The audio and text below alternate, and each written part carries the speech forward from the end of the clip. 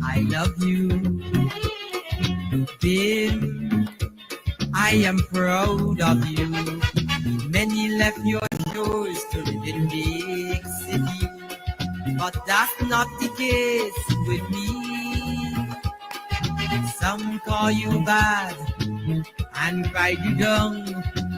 Certainly not me. Of the soil I am a true son. I know my children may not reach prestigious high school, but for the big boys home to go, it has become a rule.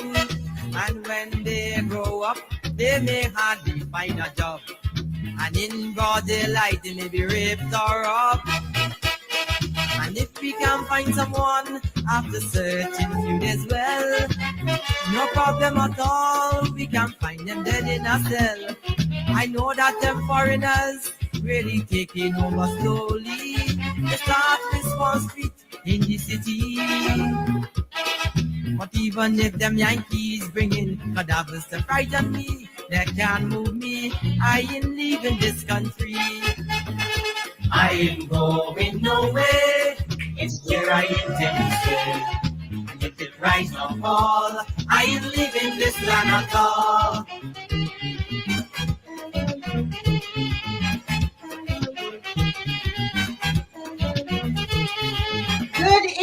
Good evening, everybody. If it rise or fall, we ain't leaving this land at all. I tell you, we're living here and it is tough. It is tough. I want to tell you that it's tough. But good night, Barbados. Good night, Caribbean. Good night to the world. Yes, this is Marcia Weeks, and you are watching the Marcia Weeks show. Did I have too much coffee today? I'm not sure, but good night, everybody. I'm seeing everybody's. Let's hear a little bit. Give us a little bit more, Dave. Give us a little bit more of those tunes. Badly by the law, and I may not even be the one that they're looking for. And some conductors really know a lot of tricks. Just one plastic bag can put money in your pocket. I know administration thinks that the transport board, the government police, the state government buses off the road. You can get to Coney Islands to put on the same spot. More madmen are out than you can find down there in Black Rock. But even if one beat me bad, like oh one be sleepy, they can't move me. I ain't leaving this country. I ain't going nowhere. This year I intend to stay. And if it rise or fall, I ain't leaving this land at all. All right. Let me tell you, Beverly Prescott. Good evening, ladies and gentlemen. We are here again. It's a beautiful day, beautiful evening. It's the 22nd of November, and we are excited. We are excited to be alive. And yes, things are tough in Barbados. We understand that the bus turn over. This bus because you know what? We have a bad driver. We have a driver can't see too well, no vision for this country. Driving us in the dark, all 29 of them driving us in the dark, and the main driver don't know. First of all, missing in action. No wonder the bus turned over. But let me tell you something. We are rising up. And we're going to put this country back on track. Let me ask you, how many of you ready to put this bus back on track? Who ready to put the bus back on track? The bus turned over, but we love this country. You hear plastic bag? Whether it rise or fall, we're not going nowhere. Or, or should we be saying this another year from now? Because if it gets tough, are we going to stay it out? But let me tell you, while we are here, how many of you ready to get under this bus, and how many of you ready to put this bus back on track? How many of you ready? Because that girl, that let me tell you, see the bus? She turned it over. She turned over the whole entire bus. Broken promises. A mountain of debt. Now, do you see this bus here? Can I tell you why the bus turned over? Who can tell me why the bus? Let's talk to everybody. Good night, Teroni. Where's my manners? Teroni, I come out swinging tonight, you know. Teroni, tell me why you think the bus turned over. Why this Prime Minister turn over the bus? Why this BLP government turn over the bus? The whole bus turn over on its side. Why? I am submitting. We have a driver who don't know where she is going. She's driving us in the dark. She has not turned on the light, no vision. I am saying that's why. Let me see the comment section. I want to see the comment section. It's B29. You mean B29? It named B29. No vision. No vision. Yes, reckless driver. Reckless. Reckless. What are some of the ways they have been reckless? How they reckless and to make the bus turn over? Put it in the comment section. B29 turn over. B29 turn over, people. Reckless driving, somebody say, no vision. She driving a whole bus in the dark. Can't see. Have no vision of where we're going. Debt overload, oh Lord. Debt overload. Debt overload make the bus turn over. Taking orders from unelected World Economic Forum. Yes, Antonio. The bus is going to turn over. The bus turned over too many shortcuts. What do you mean by that? No transparency, lots of spending, and no transparency. Come and tell us that they need $600 million again. What did it take us for? Let her know this bus turned over long time. This bus turned over, and it's the citizens that go and get underneath that and lift it up. She reckless driver. Huh?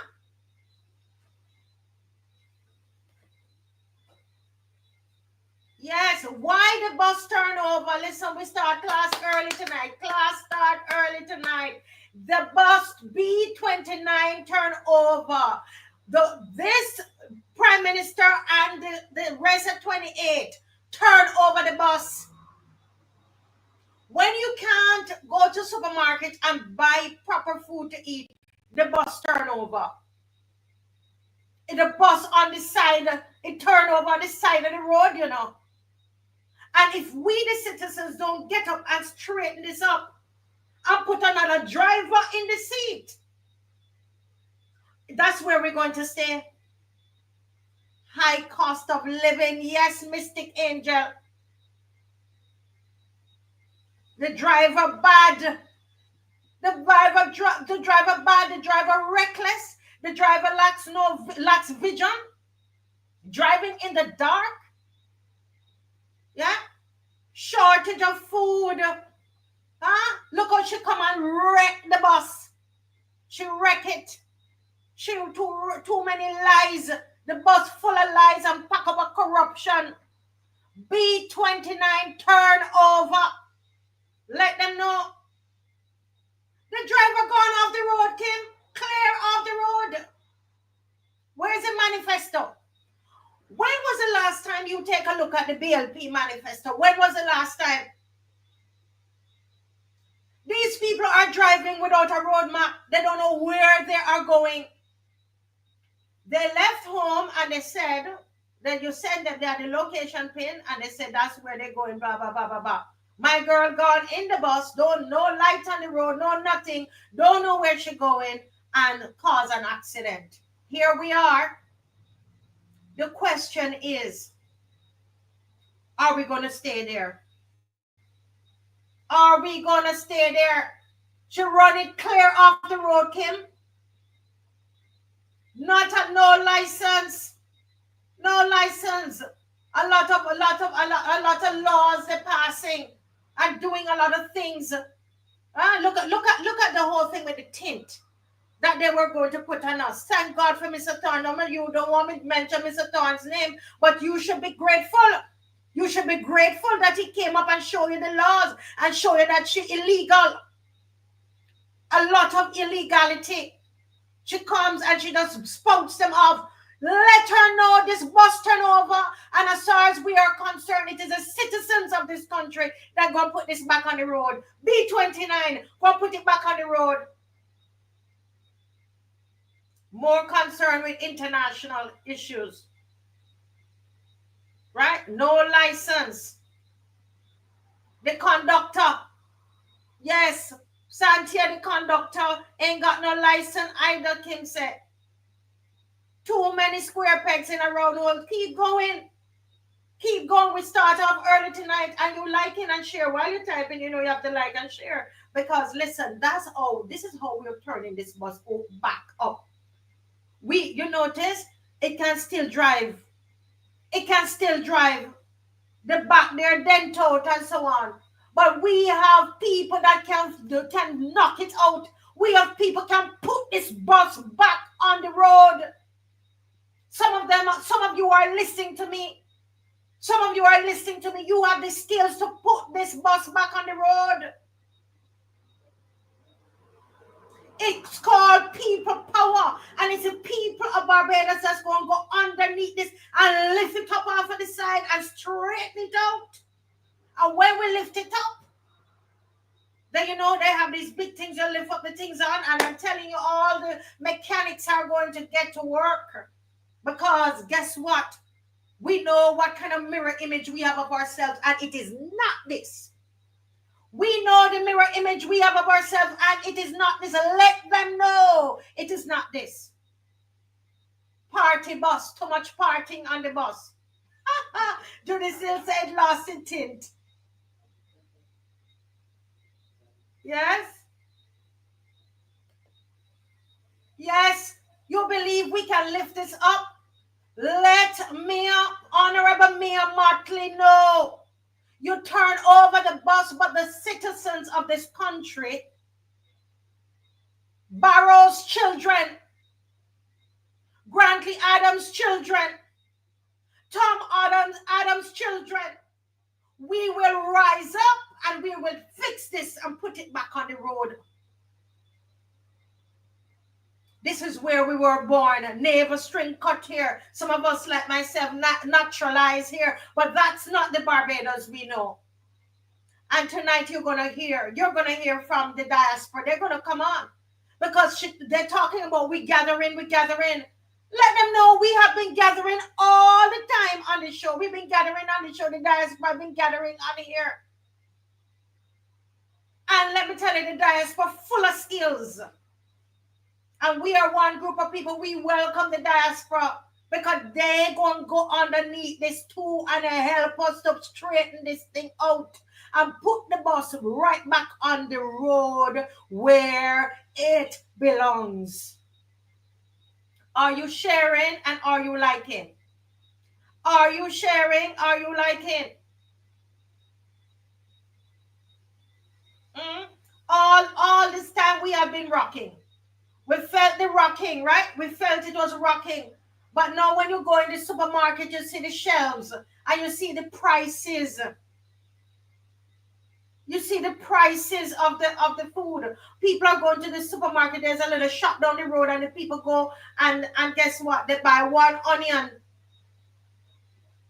They buy an onion and I saw the man leaving and I understood. Somebody told me, but I didn't understand it.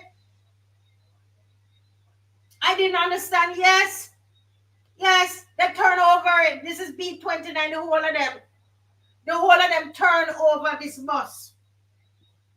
let me tell you, when a family is going to go to the corner store, to the convenience store, and pick up one ramen, I saw the man with my eyes because Caswell said it on here, and then somebody, and honestly I heard it, but I'm like, I wonder if they heard right, because that don't sound right. And an onion. Do you hear me? One ramen and an onion. I spoke to a gentleman today. I couldn't even get back to him today. We don't have our vehicle. But the gentleman tell me, he said, no, it's days he has not eaten. My friend there in Britain's Hill. I'm going to make sure that tomorrow I go and get him something to eat. He's there waiting on the Red Cross, but the Red Cross is burst. The Red Cross burst. When people can only buy ramen and an onion, the bus turn over. When we go to the supermarket and the tiny little chicken, small like your hand, when you cup your hand together like this, and you're paying $17 and $18 for a small little chicken with a little foot small like this, like my little pinky. When you're doing that, the bus has turned over. Share up the live. Share up the live, because that they don't want you to be on this, because I'm going to tell you the truth. When you go to the hospital with your loved ones, and I've spoken to 2 persons in the last 2 weeks, loved ones go to the hospital. They left from a private hospital with a letter to say they're having a heart attack or something like that. One person clear, they're having a heart attack. Huh? And they went to the hospital and they put them in a room to sit down for 2 hours because the accident and emergency is overflowing. People on the floor everywhere. And the person died. 2 cases like that, 2 cases of family members, people's family members died at the QE8. When we have those kind of services, I tell you that the bus has turned over. The bus up on the side. Share up the live, please. Take a moment and share up the live.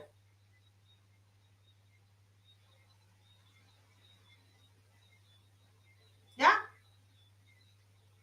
The bus turned over, and let me tell you, you see now that she's coming home and she want money, we're going to have Ryan. Ryan is going to be on here tonight. Senator Ryan Walters will be on here tonight talking about the $600 million that she won, what she won, some debt, climate swap, blah, blah, blah, from local.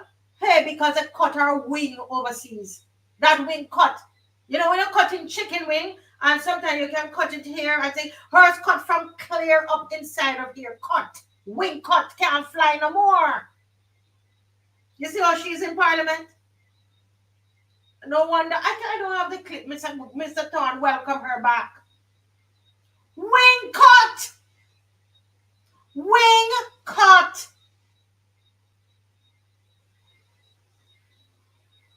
When you have all of these people in TKY, I spoke to so many of them. You're talking about teachers. You're talking about people that work at the bank. People work in the defense force.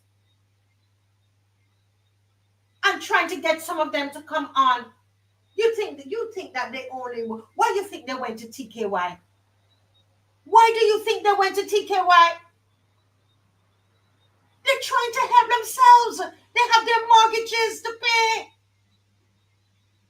Would I join something like that?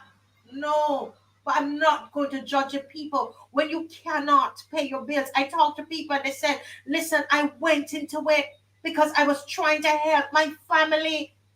I'm a husband and I have children. I have a wife and I have a home. I just cannot make the ends meet anymore.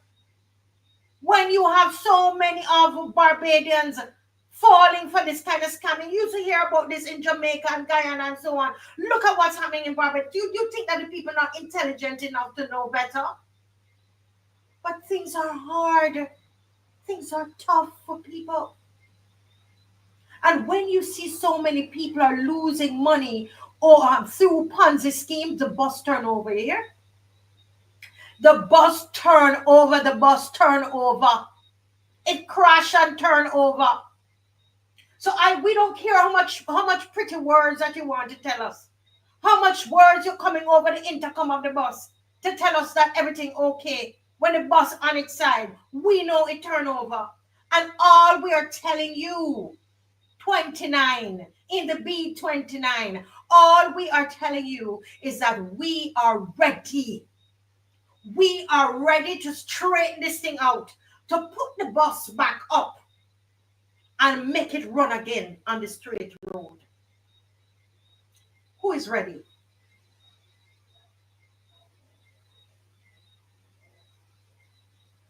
Yeah? I'm going to come to the national anthem, Leon. When I finish this segment, I'm going to the national anthem. Close. This one is different tonight, Leon. But don't, Leon, I remember, darling. I remember. Thank you. You're such a patriot. I'm going to play that national anthem. But I'm moving by the Spirit tonight. I'm moving by Holy Spirit telling me to move tonight. Yes, Alwyn. When you have four, it was four of them on the page. I deliberately did not put it up on my thing today. How many of them? Is four? Huh? Four. Somebody said, let me see the picture again. How many of them, Alwyn, was on the front of the page today? When you have four persons who profess to be known by the law on the front page of the paper. Four on the front page of the paper. It should really be, 29 plus 4, you know. It should really, how much is that? It should really be 33 of them on the front page of the paper, along the 29 of them plus those 4, you know. But when you have 4 of them on the paper talking about negotiating, excuse me, when you see that is happening and they have decided that they are going to engage people of that ilk and that world to be in charge of crime, but what is not this? The bus crash and turn over. There is nowhere in the world it has worked. Oh yes, they tried that in El Salvador, and the crime grew. And they're saying, it has worked. Really, has it worked? We have 49 murders. I guess it really has worked based on your profession. Well, I guess it worked. We had 49 murders that we've never had before. So you're up and up on your profession. The four plus the 29, you're up on your profession.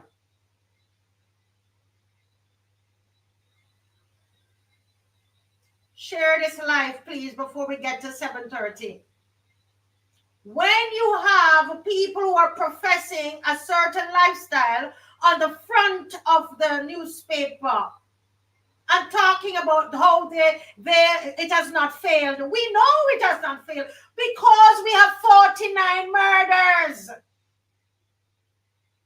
Killed, mostly by the gun. So you telling us that it did not fail, we believe you, because we can see. And you're backed up and strengthened up by the 29 that is sitting down in a certain place in this country.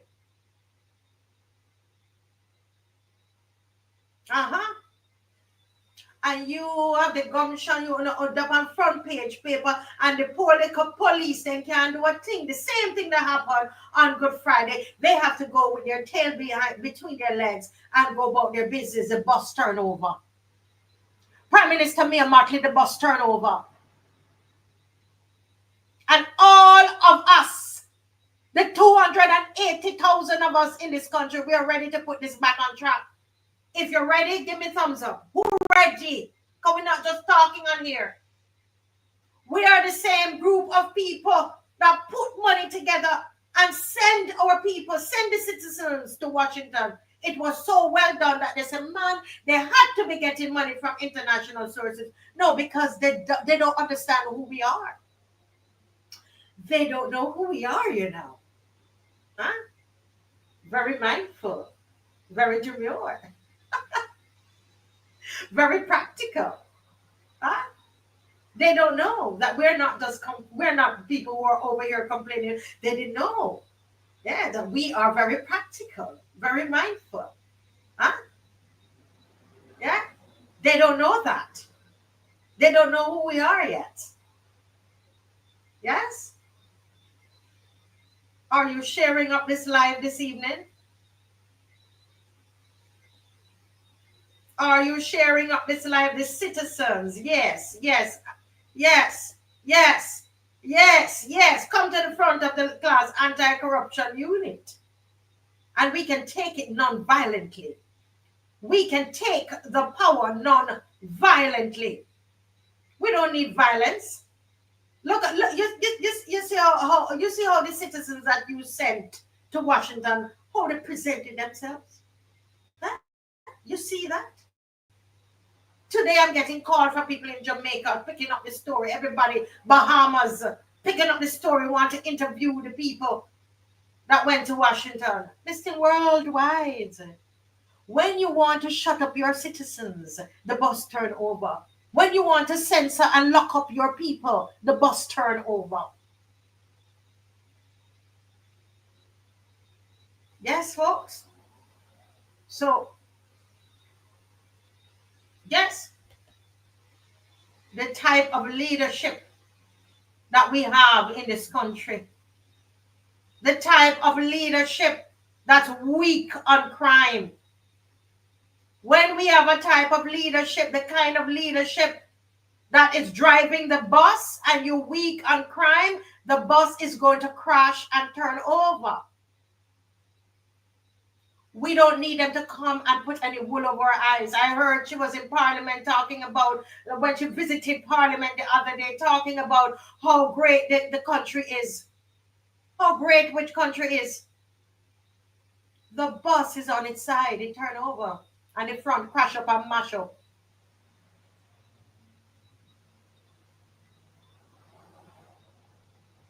Yeah? So we are ready. We are ready. We are ready. Are we ready? Are we ready, Barbados? Are we ready? We ready to take this thing? If you're ready, get ready for the national anthem. That is the rallying call. Who ready? Who ready to fix this thing? Who ready to take up the bus? If you're ready to take up the bus, get up and stand up. Get up and stand up now. Come on, soldiers. Stand up now to the national anthem. Stand up. National anthem of Barbados.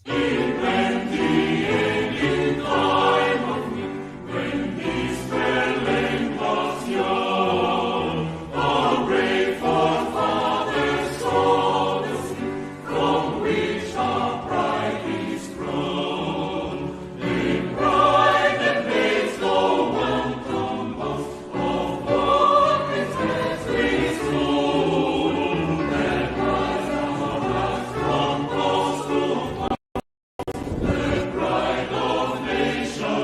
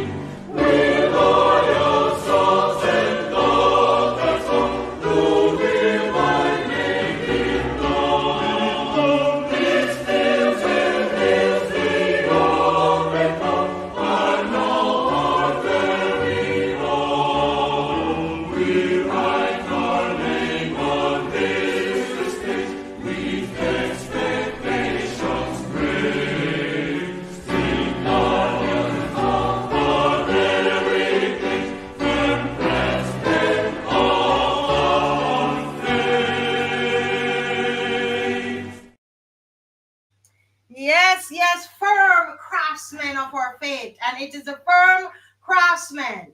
The firm craftsmen, I'm telling you, they are the ones who are going to lift up this bus and put it back on the road. They are the ones that are going to pick up this bus and put it back on the road. Yeah. And folks, let me tell you, I want you to get a glimpse of what it is that we are fighting for. We're going to go into our segment now, Happy Independence. And yes, we start off strong because the situation serious. If your bus turn over, you're in a bus and it turn over. No. It can't be business as usual. So we started off strong tonight, but I want to show you what it is that we are fighting for. Our Bajan spirit, what makes us Barbadian, right?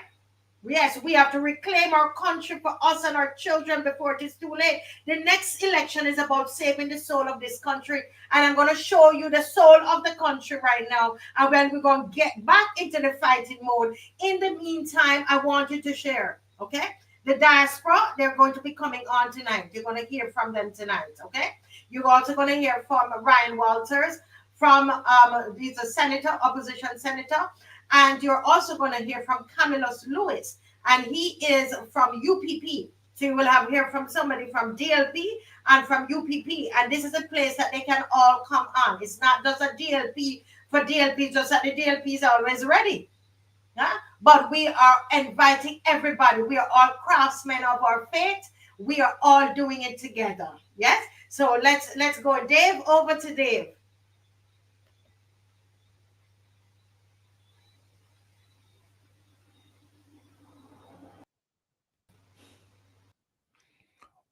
All this talk about culture could drive you mad, especially if it feels like it's just talk and we really treating culture bad. It might feel as though we're living in a fool's paradise. It might feel like you will get frustrated. You might ask yourself, are we really emancipated? When we remember the team that sacrificed itself in 1816 in the Bassa Rebellion, I know that enough of we's don't be sure if it was really worth it, what they were fighting for. And many of us want to know how many more gotta die before we realize that there's something greater than me. But if I could have a conversation with Buster like Smokey, I would like to tell you, don't mind how it looks. Don't worry. Even though the plantation lingers on, progress is being made. Even though things are still the same in many ways, we've seen a lot of change. Even though the people still carry a burden, victory is certain. Victory is more than certain. And it's not just here in BIM, from GT to TNT to Vinci, all we in the Bacchanal, from Crop Over to Carnival.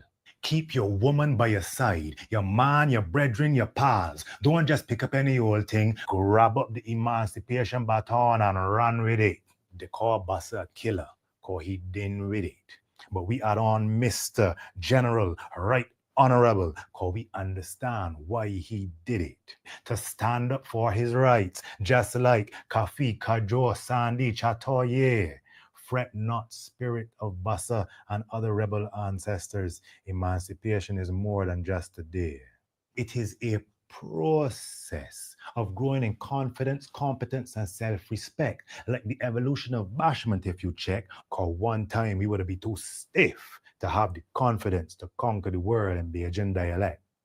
But when we show respect to the lineage and heritage that we reflect, it shows that we like ourselves and they can't style we, cause we surviving. Lego I hand, turn up the speaker, we want more reparations, cause they carry through the grind.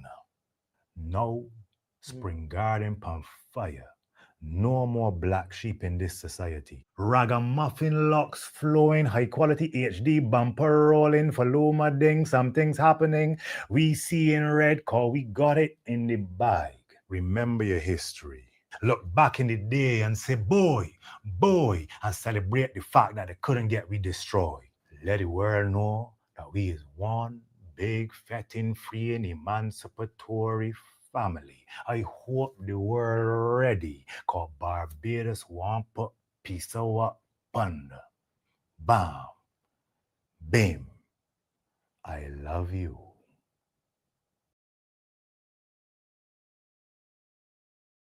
Goodness, oh my goodness, that was so perfect to come after all of that.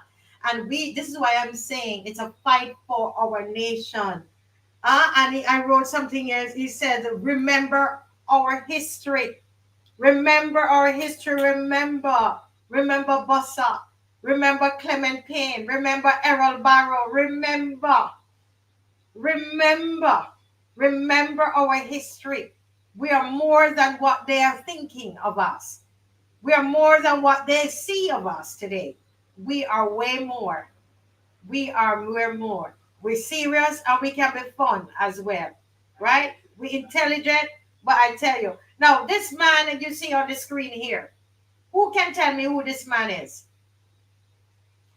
And while you're thinking about it, have you shared yet? There are almost 600 of you on this evening. Have you shared Gearbox? This is part of our history too, you know. What do you know about Gearbox? What you know about Gearbox? Because we need to be able to understand what we're fighting for, you know. We have to understand the mirror image.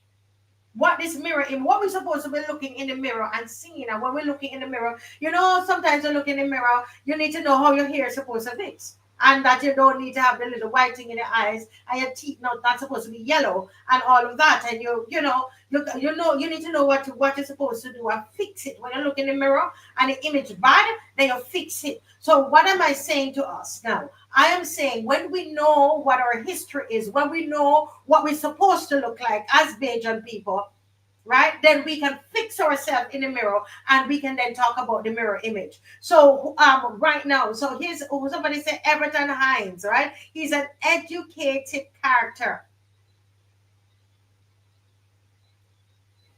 right? Yeah, and a gearbox, and yes. And listen, folks, let's hear a bit of gearbox. And you know, as I see gearbox there, I'm remembering Alfred John Winston, and we're going to talk about that tonight. We're going to talk about that tonight because, as far as I know, you can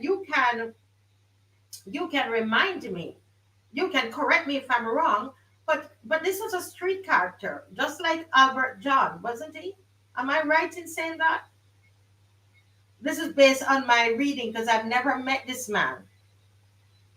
Am I right in connecting him with Albert John? Somebody let me know quickly because I don't want to. This I'm just going off what I've read about him. Hello, am I correct? Can somebody give me some knowledge there before we play? I just want to connect him. As you're watching him, he chose to be on the street. Who chose to be on the street? The Albert John chose to be on the street, but he was a street character. Would you say that? And so is Gearbox. Okay, and Albert chose. Yes, somebody said that Gearbox was a first class mechanic. I didn't know that. He was Mr. Barry mechanic, people said. Okay, so he wasn't homeless. He lived in St. Thomas, but he was known as a street character. Okay. He was a human. Yes. And so was Albert John. So was Albert John with his very intelligent children. Yeah, and he was killed mercilessly in Barbados. And so let's listen in honor of Albert John. Tonight we're going to watch this little thing here um, from Gearbox. Oh wow, look at this, guys, we're learning, hence the name Gearbox. Thank you, it's me.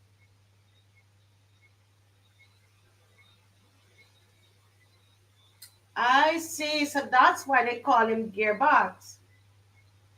Oh, okay. I thank you for educating me tonight. But for me, as I watch this, as I'm going to focus on Mr. Albert John tonight. Okay. All right. So go right ahead, Dave. I'm dealing from paragraph 1, 1 to section 3. As Stanley Billy Miller, the big God of the earth, and the rulers of the earth, set themselves together to destroy the poor and then destroy the self. Lily talk at the press conference, and the Minister of Finance, and I come to you as Stanley Tom Adams, or Stanley Billy Miller, I know what we're talking about. It is my attacking field. If I can got 100, a million advocate papers, Sunday, Monday, Tuesday, Nation likewise, all public works likewise, printing. Why can't print money go out there from 100 to a cent? And pay a man according to labor. Up to now, Mr. Speaker, sir, money ain't got no value. Mr. Speaker, sir, a man working for $100 a week, and very hard in the hand, because it let out like a wind ball. Mutton, $3.50 a pound. Pork, $3.50 a pound. Everything going up. In other words, Mr. Speaker, sir, going up, bullying going up, sucking going up, licking going up, thieving going up, and employment is increasing.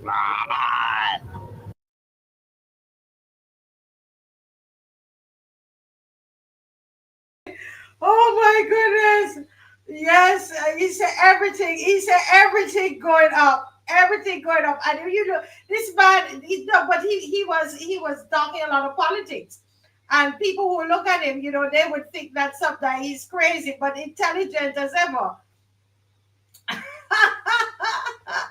Oh my God. Ha ha ha. Yeah, the ha. Oh my gosh. Well, folks, let me tell you, yes, he went into fourth gear again. And hilarious. Everything was going. You say all teething gone up. The man said everything gone up, all teething gone up, right? And some other things I wouldn't bother to say. Well, can I just use this moment to say to us, folks, that on Sunday, let me get this here. Winston gave me. I didn't know. I'd see anybody sent who will come on to speak on it. So I'm just going to say it. On Sunday, November 24th at 4:30 p.m. There's going to be a vigil for Albert John at 4 Crossroad at the corner of King Street and White Park Road, St. Michael. So there is a vigil. There's a vigil for Albert John on November 24th. So this is this Sunday, okay, at 4:30. And it's going to be at that 4 Crossroad there at the corner of King Street and White Park Road, St. Michael. And here it is. You have a group of citizens that are rising up to deal with a social issue. This is what I'm talking about. That Barbadians are ready. We're not trying to be ready, but we are ready. We are ready and we are well able. We want to thank Mr. Winston Clark and everybody who put this story out there. So that Barbadians, it could be on Brass Tacks, it could be on this show, it could be, of course, you know, Bunga Lights and Lumumba, they've been carrying it, and everybody's been talking about it. What did I tell you? We are ready. The citizens are ready to put this country back on track. We're ready to get back on the road, spikes down and moving. Right? That's what they said. We're ready. This bus ready. Right? We ready. We are ready. So let's go again, Dave, and let's look a little bit more on Barbadian culture. How many of you are going to go to the vigil? Give me a thumbs up if you're going to the vigil. Vigil 4:30 on Sunday.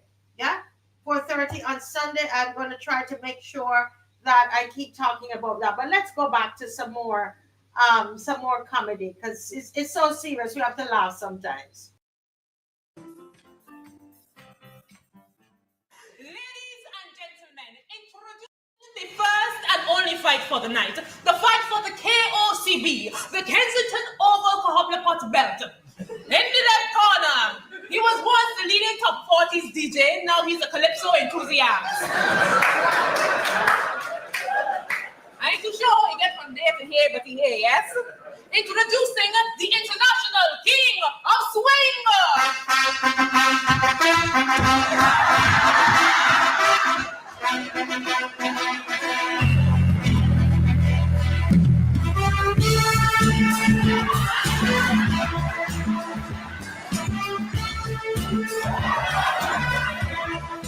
All right. And in the right corner, he is the 9-time winning monarch, known for his pretty foot movement there on the stage. Ladies and gentlemen, this man does not gamble with his competition, yes? Introducing the master of melodies.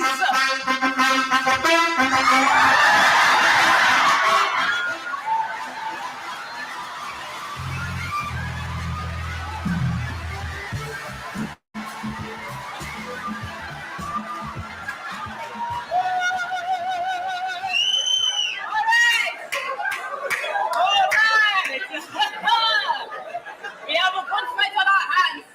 Boys, bring it in. I want a clean fight. There will be no hitting below the waist. There will be no biting off if anybody's here low. And as for you, sir, well, here wearing the shirt, so don't rip up the man pants. Fight! You won't stop calling my house. You wouldn't stop calling my cell phone. Please stop. I'm from Edmonton. Oh, you mean that with the Switch plan? Yes. So you're full of shit. Ain't gonna be a delight to knock you off your ass. Remember, Gabby tell one now. Pick it tonight. Someone here.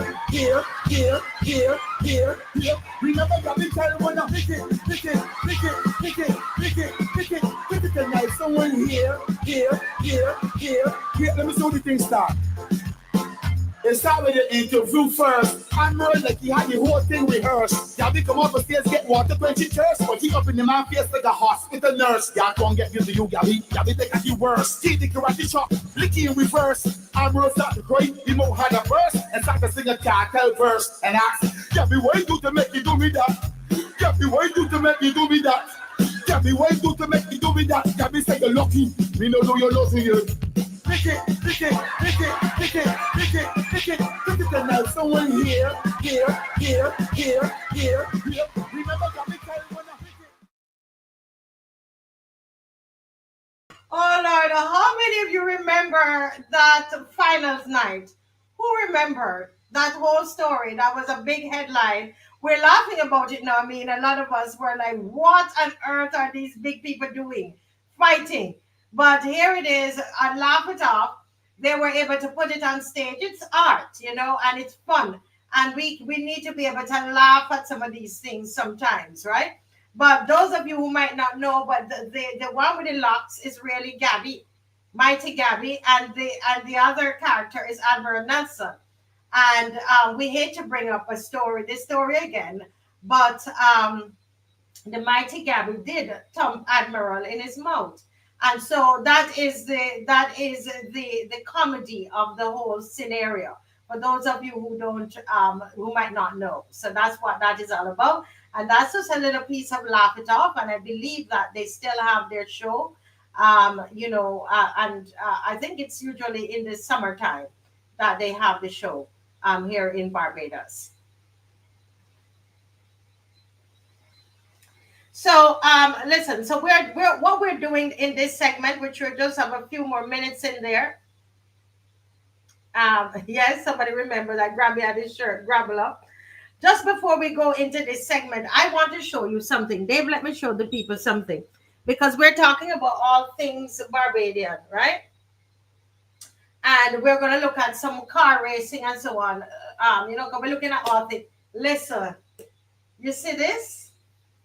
Who can guess what I'm going to make with this? Who can guess what I'm going to? One of the loyal opposition got this from her garden and brought it to me this morning. I can't tell you who it is. Listen, I got this from the garden this morning. Somebody's garden. And I'm going to make conkeys with them. And don't you all tell me I don't know how to make conkeys, okay? I'm going to make conkeys with these. I have some nice banana leaves, and but mine going to have raisins in it, all right? Anybody made any conkeys out there yet? We're talking about the things we're trying to fight to preserve. We want our culture. We want to preserve our culture, okay? And this is what I'm going to use to make my conkeys, right? And I'm looking forward to it. And I'm going to take a picture of my conkeys. And don't tell me that I bought it. I'm going to make it from scratch. All right? I'm going to go online though, and I'm going to check out the recipe. Every year I do that. I still go online and check out the recipe. No, I don't really like pumpkin fritters at all. I'm going to make my thing. And then she brought these to me. Who remember these? Dave, you have the pictures of the others? Who remember these? No, I have not had these in so long. You know what this is? What is it? Anika, you live too far, Anika. I live all the way in St. Philip. What are these? We're fighting to keep our culture alive. Sugar cakes. Some of us have no business eating sugar cakes. I am not, if you're diabetic, oh Lord, I'm not advocating. I'm just bringing back the memory of what these are. Well, I got 3 sugar cakes this morning, right? And can I be real? So this is me. I said, sugar cakes? Oh boy, I don't want to eat so much sugar cake, all that sugar. So I said, man, I was at the computer doing some work. And I said, man, let me taste. I'm going to taste a little piece. I want to break up a little piece of the sugar cake, right? That's what I told myself. And I took a little bit and rolled it back up, trying to be all disciplined. Right? Scully Dog Kennels. Scully Dog Kennels. I'm always fascinated with that name. Scully Dog Kennels. I took a little piece of the sugar cake and said, I am going to go back. I'm just tasting it, to tell her how it is. I'm not eating this. Oh, Lord. I don't know. In 5 minutes, the sugar cake was done. And she told me, don't worry about it. Go drink a lot of water. So this is a sugar cake. Anybody still make sugar cake out there? And there were 3. I had one. Dave had a little piece of this one. But I know this gonna be gone by the night. It's over, right? He's there laughing. Somebody said they want. I saw this in Mr. Murray's book. I don't think I've ever had this yet. Not crisp and black bitch. Oh Lord, you let me say bad words on the program. Black bitch. What is that? I think I saw that in Mr. Murray's book, but I've never had that. Yeah. Thelma, you still eat sugar cakes? Oh, Lord, I have not had one of those in years, like years and years and years and years. But it's independence. I tasted it. I had a whole one. Let me stop. Let me tell you the truth. I had a whole sugar cake, even though I said I was only taking a piece. Somebody here said they love some black bitch and Roni Pony. I don't know. What is a Roni Pony? A Roni Pony? I don't know what is a Roni Pony, and I've never had black bitch. And all of you Christian people gonna come and say I curse it. That's the name of the thing. It's named black bitch. I'm just saying what it's a black sweetie. Okay. It's a black sweetie. Hey, Scully dog kennels, get out of my business. Telling me don't risk the conky. Let me tell you something, Scully dog. Don't let me take off my earrings so you Scully dog kennels. Hmm? Don't let me take off the earrings for you and back off this wig for you Scully dog kennels. But don't risk the conky. You think you all going to done me up like you all did me with my my cuckoo talking about I'm making porridge? With you know all out of ourselves? Mm. I want you to know that I do make conkies and I give them away, and people like them. Well, one person said it was a little hard, but I'm getting there. I'm getting there. I'm getting there. The taste, you know what my Bajan's friend said? They said the conky was a little hard, but the taste was fabulous. So you should give me a little Scully dog kennel. You see, that's why you have that name. That's why your name's Scully dog kennel. Because you're always bothering me. Listen to me. You should be encouraging me. Okay? The conky is a little hard, but the taste is there. The cuckoo might be a little runny, but encourage me. I'm trying. Huh? I'm trying. So you Scully dog kennel, go back in your kennel and leave me alone. I'm going to make my conkies and I will show you a picture. I know you can't taste it, but I'm going to show you a picture. All right, so let's watch the car racing before me and Scully dog kennel catch up in a fight on here this night. All right, okay.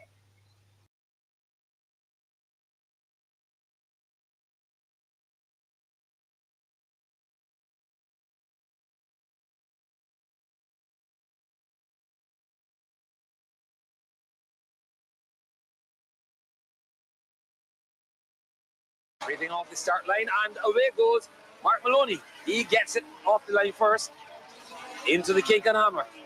And now, Roger Mears, the 4x4, Trivial Pursuit, McInerney, M&M Racing, Ford Focus WRC. Away in the distance, the race leader is Mark Maloney in the Guinness Mazda RX-7. He'll have his work cut out with Barry Mears in the Trivial Pursuit Toyota Corolla, Toyota Starlet. Sean Maloney doing a little bit of gardening. Something went wrong. Roger Mears, he has some running to do. He has to catch these guys. He's already posted the new record at Bushy Park, 42.819. And there's much talk that he could lure it again before the final event. Down the straight he comes for the first time into the kink and hammer. But the race leader is still Mark Maloney in the Guinness Mazda. It's a Mazda RX-3. He brought in his group from New Zealand.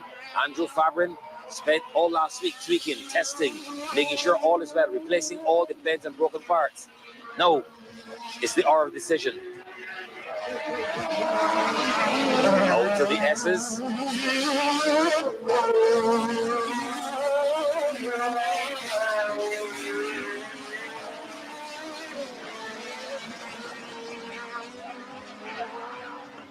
Maloney has a good lead on Barry Mears. The sheriff is also there. Sammy Cumberbatch, Dirk Gray, and Roger His Hotness Mears. The sheriff had his moments earlier in the week, coming out of the speed event at Four Hills, had some problems. Mears gets past Dirk Gray. Past Lee, and Barry Mears spins. The engine doesn't die, but the others, the field go past him.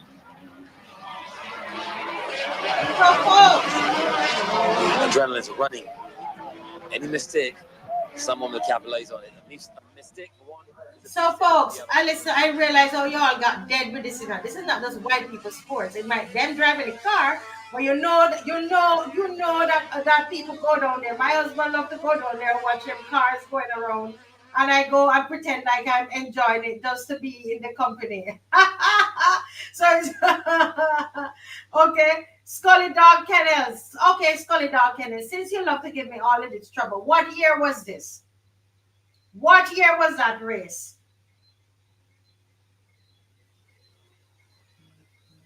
I'm waiting on you, Mr. Scully Dog Kennel.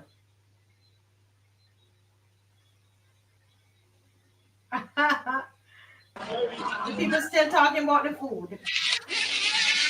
What year was this? Scully Dog Kennel, you see, you don't know. You only have mouth for me.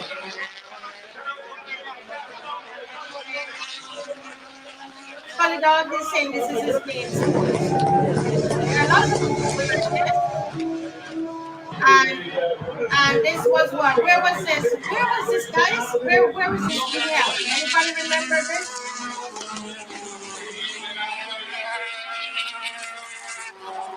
It's not gone there, kid. The people that want people's voice. The people not interested. Somebody said Rhonda. It's an old bushy park with the hammer bend. Right there? Good old bushy park. This is an old one. I remember going on this and standing up on a piece of drum pack. Right? And this is never had, see, nothing fancy, you know, everybody up there and we're just having fun. Right? That was the environment. That was the environment. And though they are driving around and we could not afford a lot of those cars, the truth of the matter is we all enjoyed it right there at the old. Actually prefer the old bushy park. I don't know about you all, but I prefer that. All right. Well, listen to me. I was minding my business today and I was doing some research on YouTube and I happened to come upon the Senate. It was happening today. And they're not normally on a Friday, but as I said, I was, you know, I came upon it and I heard Senator Ryan Walters and he had owed me a visit for a little time and I hadn't seen him. But, you know, he wasn't able to make it. He was very busy. So I called on him suddenly because this man was spitting fire. How many of you heard him standing up on behalf of the people inside the Senate today? Who heard Ryan Walters today? Senator Ryan Walters.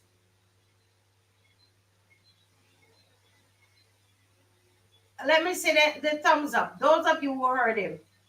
And I had to call him. I said, listen, can you come on? Because I felt the fire in my bones some early today. And I know that this bus turn over. Yes, Esther said she heard. Ronald Rhodes said, you know, because these people, you know, we have two senators in there, okay? And you know, we have one person in the lower house. And we really need to support them. I will keep saying that. We need to support them. When I say that we need to support them, you all tell me that I'm DLP.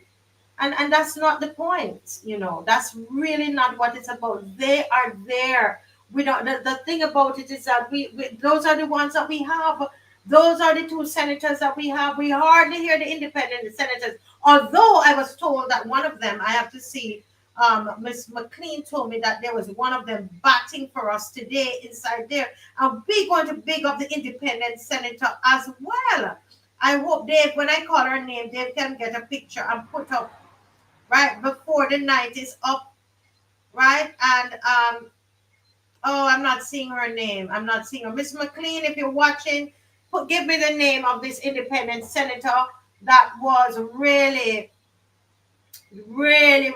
batting for us. It's not about the party, guys. Crystal Drakes.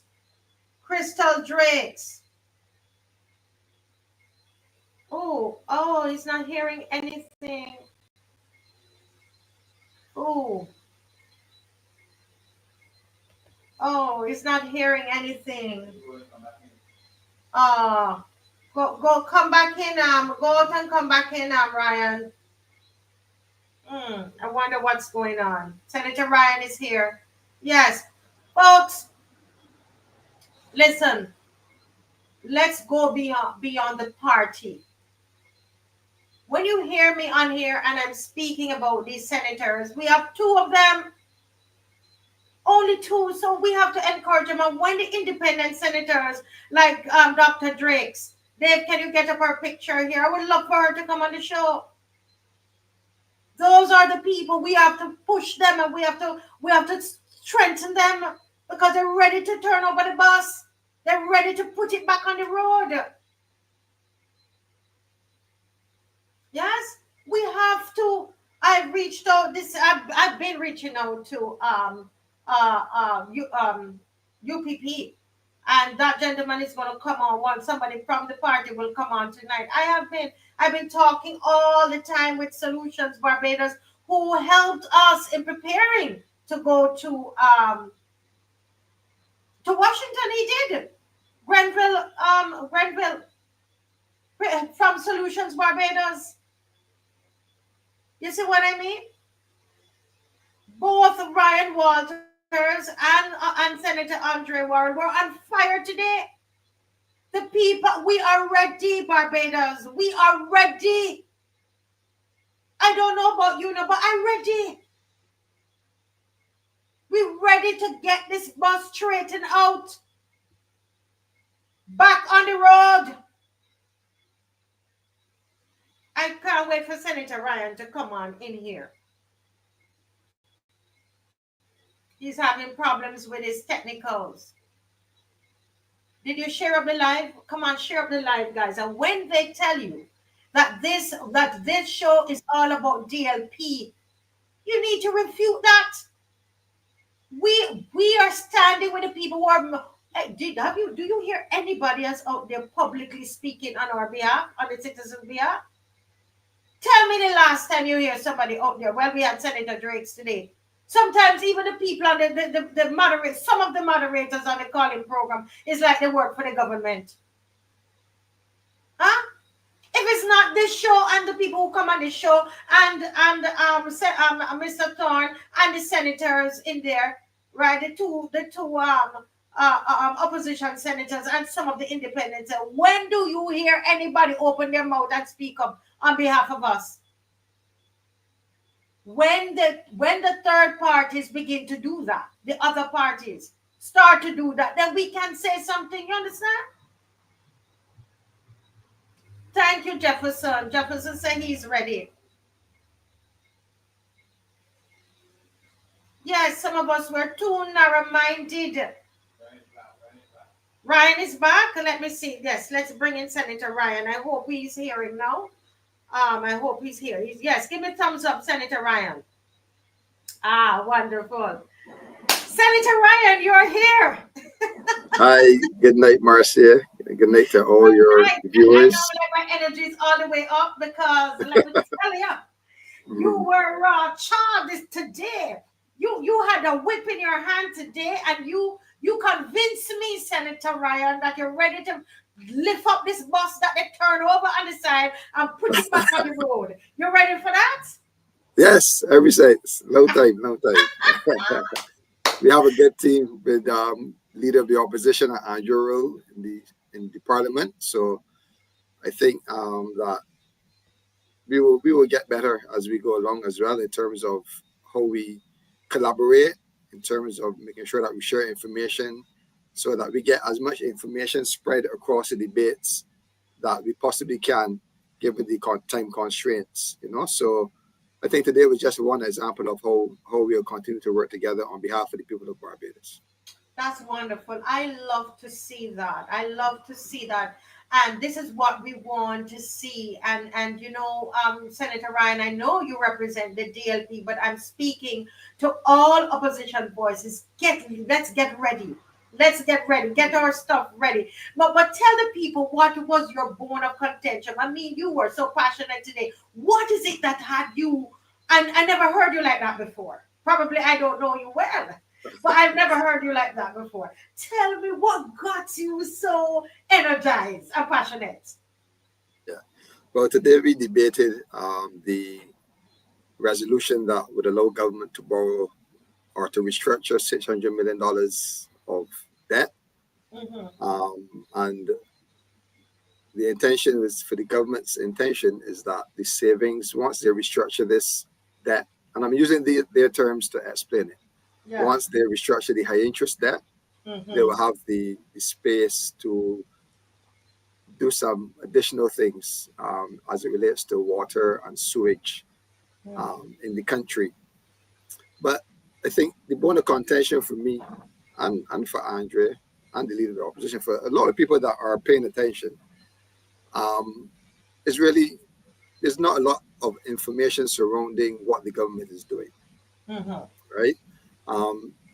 Today was one of those occasions where you were asked at short notice to come to the Senate to debate a resolution that is of quite great importance, is be able to fix the sewage problems that we have in the country, is asking us to restructure debt, and the debt that they're talking about is domestic debt. So that's local bondholders or insurance companies or banks, but more importantly, that's our national insurance, our social security service funds, and that is our credit union funds as well, and that is also or some local investors. So, well, it sounds fancy for them to refer to it high interest debt. You must still understand it's all domestic debt that the government. So can you break that down again? So break down this debt that they're trying to restructure. Let's hear the components again. And this is why we do this show. We try to teach. So go ahead. Go again. What is this debt? How is it made up? Right. So it's domestic debt, meaning money that they raise on the local market in Barbados. Exactly. And usually the financial institutions here would take up the bonds and the treasury bills. We have the credit unions as well, which, as you know, 95% of those funds are from working class Barbadians. Yes. And we will have the National Insurance and Social Security Service, the NAS, because they're looking for opportunities to earn interest income on behalf of the persons who are paying into the fund to secure payments when they reach pensionable age. So they're looking for investment as well. And then local persons that might have a little extra cash, that might want to do some extra planning to help with their kids' education, to help with their retirement packages, etc. Because when you really calculate the national insurance money that you're going to get, it's not going to sustain your livelihoods when you get to pensionable age. So there are persons that are looking for that investment as well. And the local investments are always touted as relatively secure. That was broken down. Obviously, that was broken down with the first restructuring that the government took in 2018, where the national insurance lost about $1.3 billion. Yes, I remember. Credit unions, I think it was around $320 million. And some individual bondholders, you would remember some of the pensioners, some of the older or seniors would have lost the ability to draw their money out. Some of their payments were extended into 10, 15 years, affecting them and the access to their money when they get a certain age. So some of that confidence has been lost. But that is the local market there that you're talking about, which is a lot of the working people through the NES, so almost everybody that's working, all those persons that are entrusting the credit union to do right by them, that they put in their funds and looking for a return as well. The credit union gives annual dividends and so forth. So when we hear the whole concept of restructuring high interest debt, the government would have put bonds or treasury bills on offer, and they're saying, look, we need some funding, and this is the way that you can get involved in the funding, and you're going to be paid or compensated for it. So it's fine to restructure it, but then there's also consequences to the persons that are holding these securities or the institutions that are holding these securities. What are some of the consequences? Well, remember, they're restructuring the debt, so they're moving the debt from 8%, I believe somewhere as high as 8%, as what was said over the last few days in Parliament, and some may have been around 4%, but their range in terms of return, we don't know the details, and that's one of our bones of contention, but essentially, they're refinancing to 3.25%, I believe. Oh, I see. With the bank. So obviously there will be the opportunity that they have to then sell back and repurchase if they want, lose out. We really don't know. And I'm not in terms of how the mechanics will work, but overall we know that there will be some financial impact to those persons because you're moving them from 1%, from one percentage point to another, which is lower, right? But a lot of these things are not explained properly. The government used the opportunity to make it sound like the best deal ever without giving the other side of the story. And although one could argue that it is the right thing for governments to do, I believe our government would have been making strides to fix the problems there and to do a new plant, etc. I think that the government owes the country to give a balanced side of the story, right? Yes. What is also interesting here is that we don't really know we see that there's going to be savings, quote unquote savings for taxpayers. I spoke about the effect it would have on those that hold the bonds.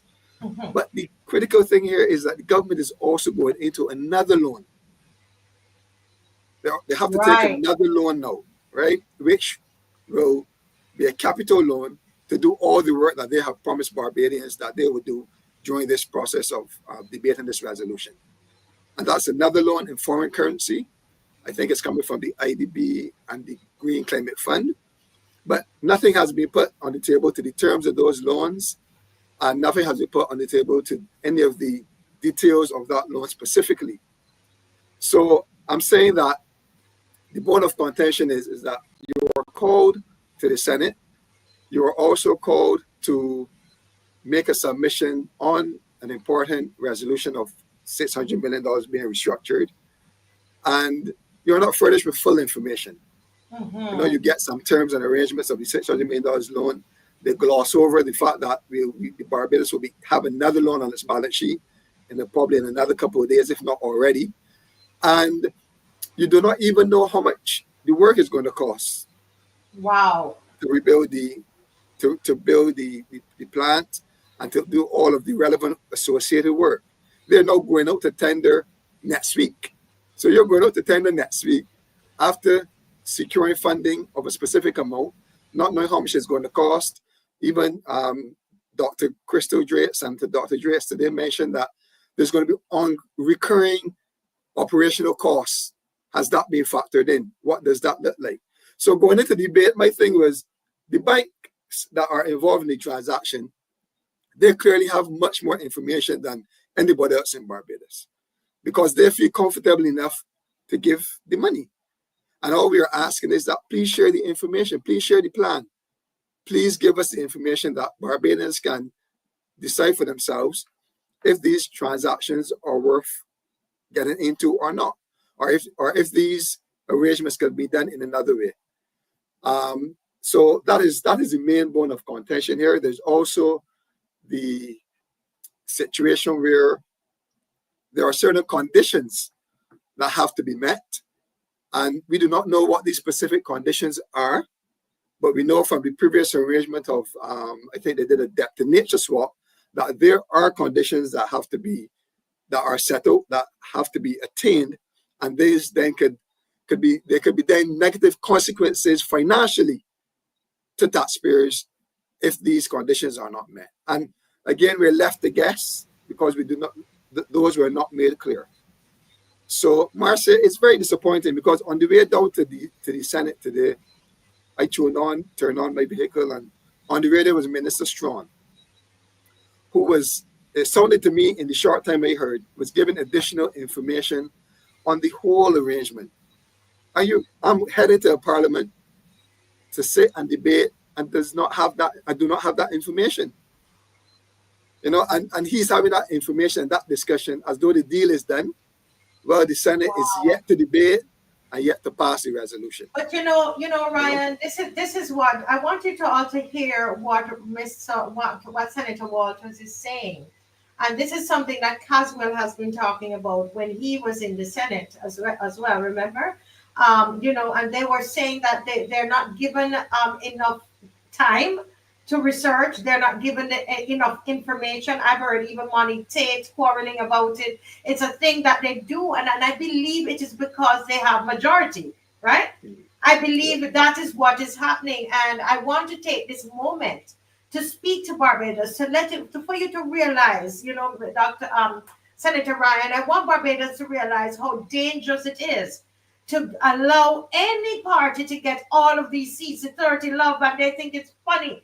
It's not funny, because here is a very serious situation, and their behaving is already done. Anything they bring to the lower house or the upper house, they assume it's done. Barbadians, stop and think. They assume it is done because the opposition is not strong. We don't have enough people in there. Do you understand, Barbadians? This is why I would come on this show and I will feature Senator Ryan. I'm going to feature Senator Andre, because he was excellent as well. Okay, and when we have Honorable Ralph Thorne in there batting for us, why are we tearing him down?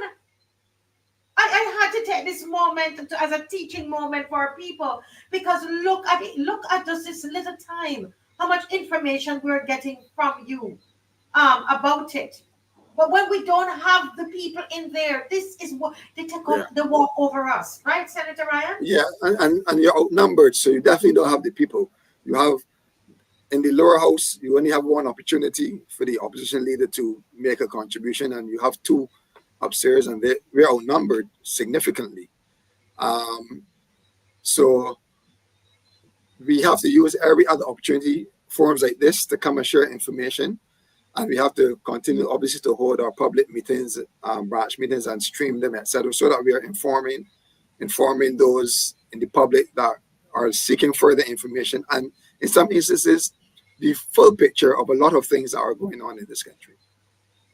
Yeah, it's really I so appreciate what you are all doing, and I would say that oftentimes I don't remember when it's happening. It just so happened I was doing a lot of research today, and when I went on, I saw Senator Andre, and I said, wow, I wrote to Ms. McLean. I said, man, this man showing fire in here today, full of confidence. He was very, very strong. And then I put on, I said, wait a minute, who is that?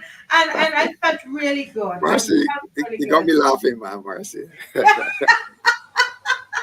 Well, you're I know, you're such a humble person, and it comes through, Ryan.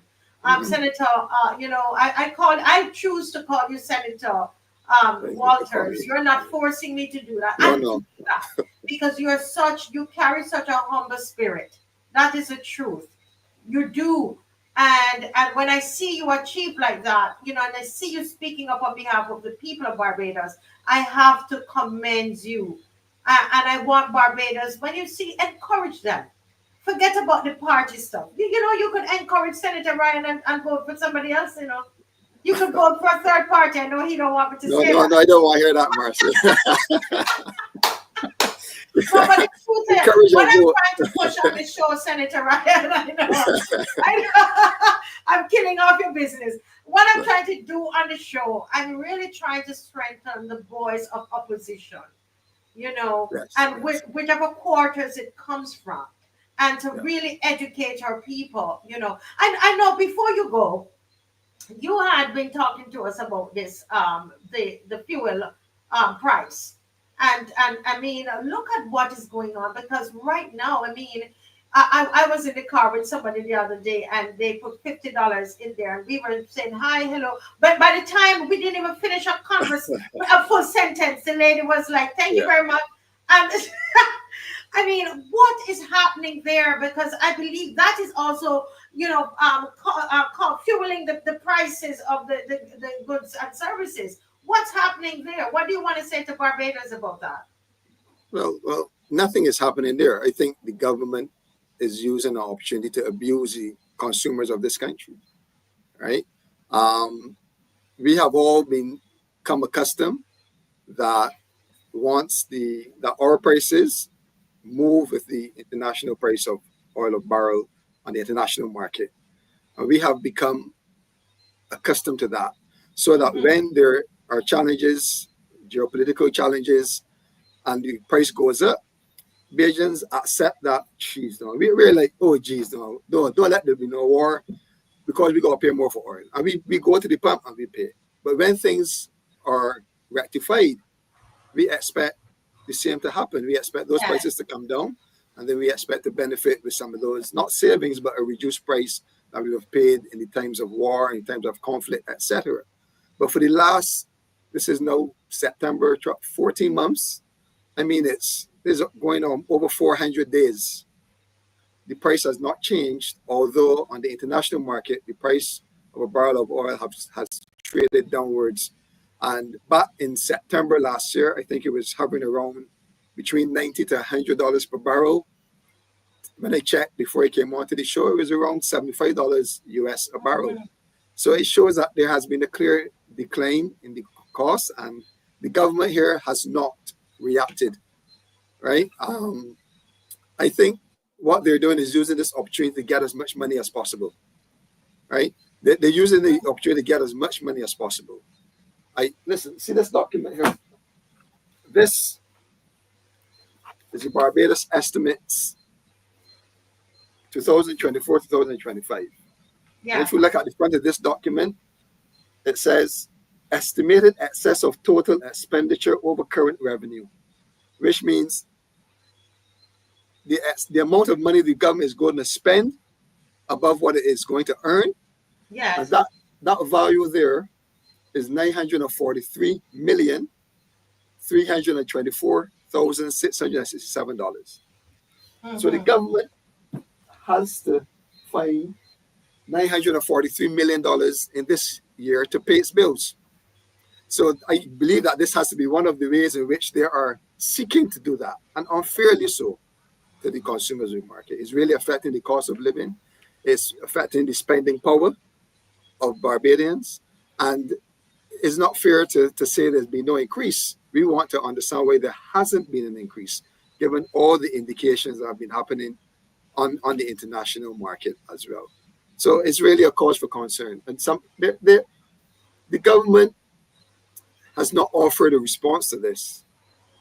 Right? I realize. And I think one of the challenges is that they don't have a response. You see? So their best response is to stay away from it and be silent. They really cannot offer a response because all the facts are that the price should be lowered and consumers should be getting at ease.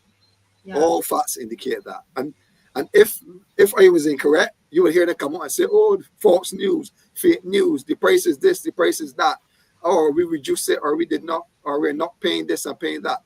You're not hearing that. You are not hearing that. They're keeping that thing around our neck, and we must pay. We must pay. I want us to be listening. Listen, because Senator Ryan has been on here before. Please like and share. If you've just joined, please do that. That's very important to what we're doing tonight, guys. For the algorithm, we need you to like and share because they're reporting us as a hate group, hates, whatever. And so we're dropping in terms of viewership. So we need you to like and to share.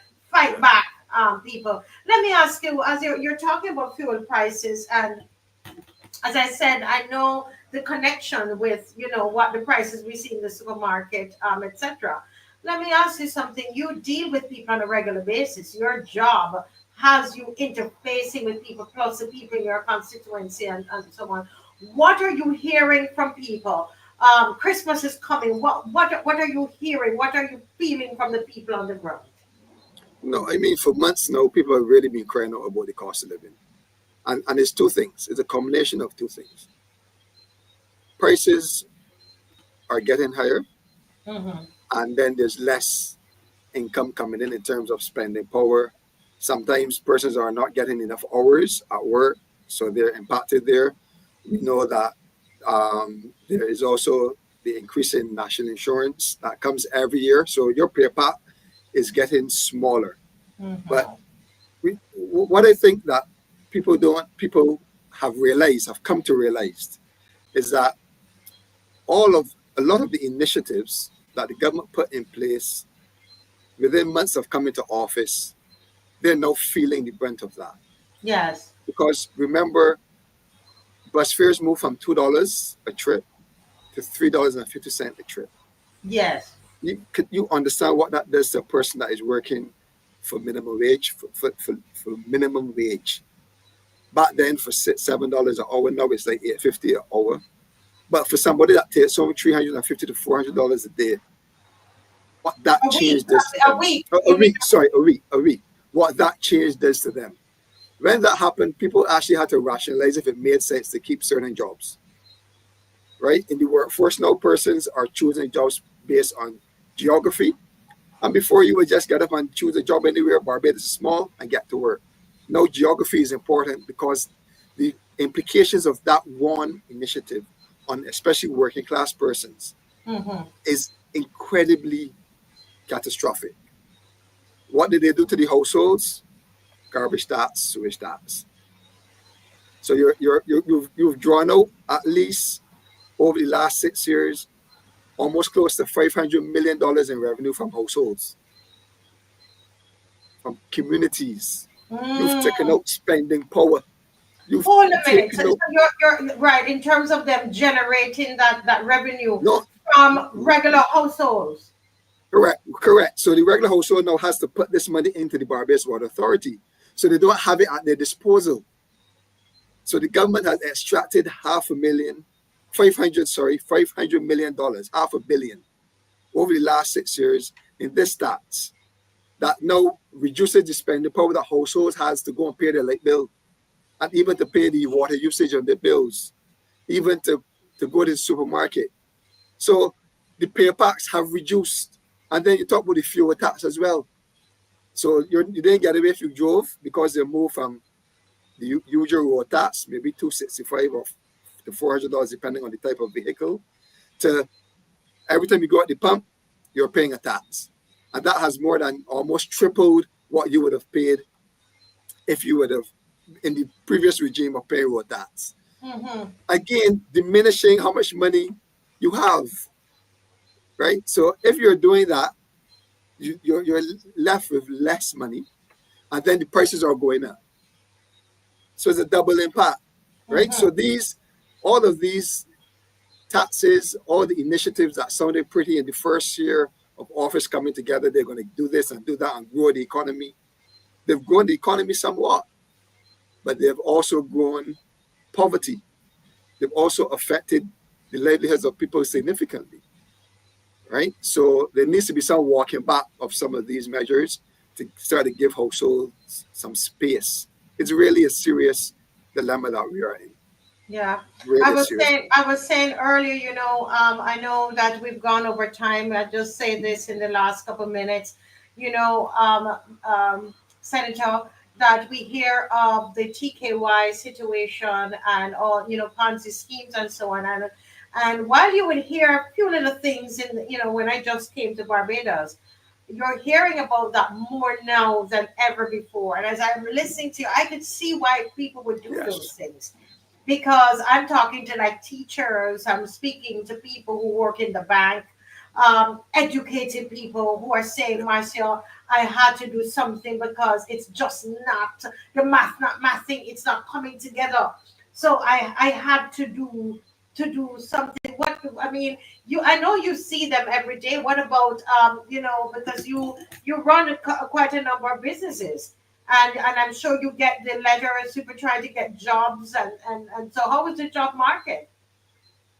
Well, first, let me address the whole issue of the Ponzi scheme or whatever. It shows you that Bajans are struggling. And they will almost do anything to put their heads above the water, even if it means risking their lives. It is really not anything to laugh at. It is saying to you that there are some people out there that have risked their lives to see if they can get better because things are just getting progressively worse for them, right? There's not enough space. So they go and they borrow loan, they do everything. So they will do anything. But that means also that there may be appetite that as a country, we can start to look to see how we can get these persons to really invest in things that make sense, that are legal, right? That are legal and that can start to give them a return, some even if it's smaller, that they will feel better. Yes, right? Senator. I love it. I love what you're saying. Out of every crisis, there has to be some opportunity, right? But again, I hate to be overly political, but again, over the last 6 years, We have not seen that framework, that entrepreneurial framework, that not that allows people to open a business, but allows people to feed financial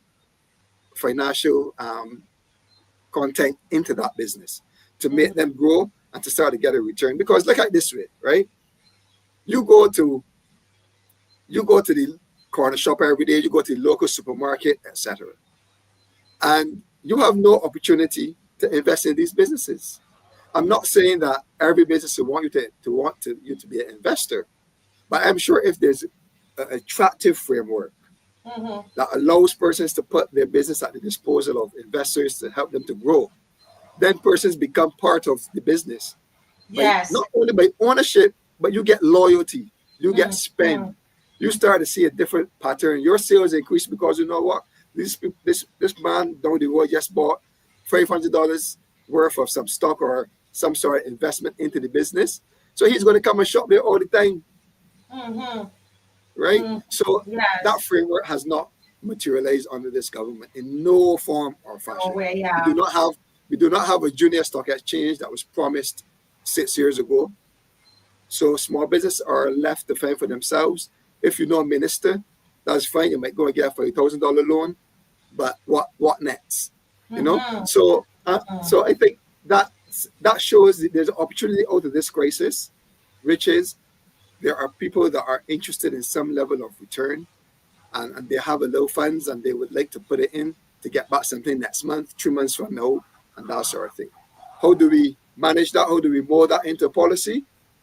The government has no answers, but something like Democratic Labour Party for sure is already studying. We're seeing the opportunities out there, right? But that's the case. As it relates to the job market, the job market is rough, Marcia. It's rough. I tell you why it's rough. Huh? It's rough because there's a lot of, in my opinion, I mean, it might be a lot. This might be very unpopular, but there's a lot in discipline in the society as it relates to commitment, right? Well, we chat a few months ago at a conference, and you know my story. You know where it started or where it ended. There's lack of commitment by a lot of the young persons who would like to get to their destination a little faster than they really can, right? There's a lot of indiscipline as it relates to, what should I say, behavior, following rules, following rules and patterns, etc. And then, so we have to be very careful how we make adjustments into our educational system that are, where we use a loose term, spitting out the future generation. If we have no discipline in schools, we have no discipline in the job market. We have no discipline in the job market, we have poor service. We have poor service, we are unproductive. We're unproductive, we cannot grow. The economy cannot flourish. Tax revenue will drop. There will be less businesses. There'll be more frustrated consumers than anything else. So it's a domino effect, right? So as a government, I think that a lot of priority has to go into discipline, expectations, grooming our young persons, whether at secondary school or even at the tertiary level, for the next stage of their lives. That is missing, right? I see a lot of parents that want their children to come to work, but I don't think a lot of children see it that way quite yet. Some of the persons are exposed to different cultures. Maybe they can stand on the block and make $300 in 2 days selling something, and it doesn't make sense then to go in the workplace 5 days a week, right? So I think there has to be a lot of education. There has to be a more disciplined, focused approach to our youth. More disciplined, focused approach to our youth. And I think that will argue all well for employment, for youth themselves, and for the country. Yes. Well, Senator Ryan, I just want to thank you. It's always a pleasure speaking with you. And when I do interview you all, the people turn around and curse me. But the truth is, we enjoy the interviews. And I, I'm looking forward to be able to to interview some of the others from the different parties, some of the other parties, that are vying for, various to serve us. We want to hear you. And so I wanted to really get you on just to say thank you for representing us tonight. Thank you for the research that you have been doing. Thank you for the sacrifice on behalf of the people of Barbados. I know that you do this, and what you get is not, you don't do it for that, and you do it for love of country. And I see that, and I want to just say thank you for what you do, sir. You're And welcome, thanks Marcia. for coming Thank on you. short notice, but you're over one, so you. Yes. Well, thanks for having me always. Yes. As once I can spare the time, I will definitely come and share what new information we have to share with the public to keep Yes. them abreast of what's going on. And not all things are party. Some things are for the betterment of the country. But as again I said, I think all governments owe it to us, to citizens, that you put full transparency, so that Bajans are well informed and there are not too much surprises down the road. Right. So Yeah. thank you again for having me, Marcia. Yes, sir. Thank you. God bless All you. right. You're welcome. Bye-bye. Bye-bye. Wow, that was very. I love that. I love that because I got educated. Today I couldn't watch the entire thing, and I think I'm seeing two of my diaspora in the chat, but I'm waiting on the third one. Dave, can we just play a little bit? I'm gonna beg them a little 2 minutes of Senator Crystal Drake's. Dr. Drakes, please. Just 2 minutes of her. And here we want all of the voices that are standing up for the people of Barbados. This is your space. This is your space. So she's an independent senator. So go ahead, Dave.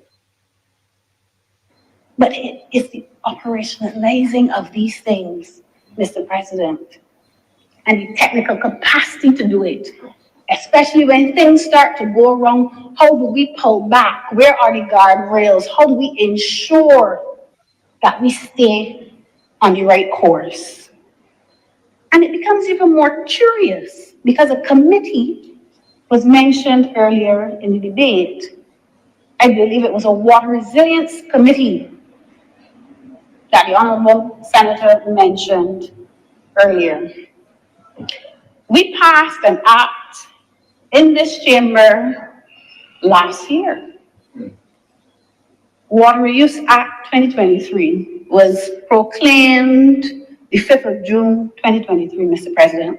That act makes provision for a committee as well, a wastewater committee. Is the Water Resilience Committee and the Wastewater Committee the same people, or is it a subcommittee of who is responsible for the long-term planning? Because when you have too many people responsible for something, everybody passes the baton and nobody becomes accountable.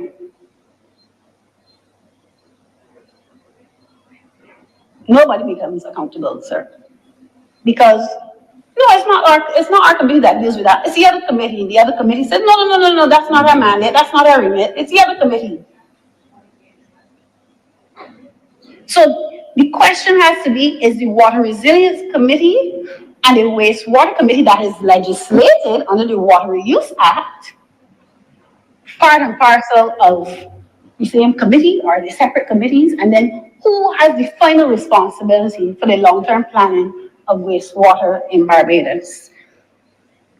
Mr. President, and I say that because I want to really talk about the water sector in Barbados this afternoon. And I know people weren't expecting me to speak on this aspect of it, but it is something that is critical to this debate.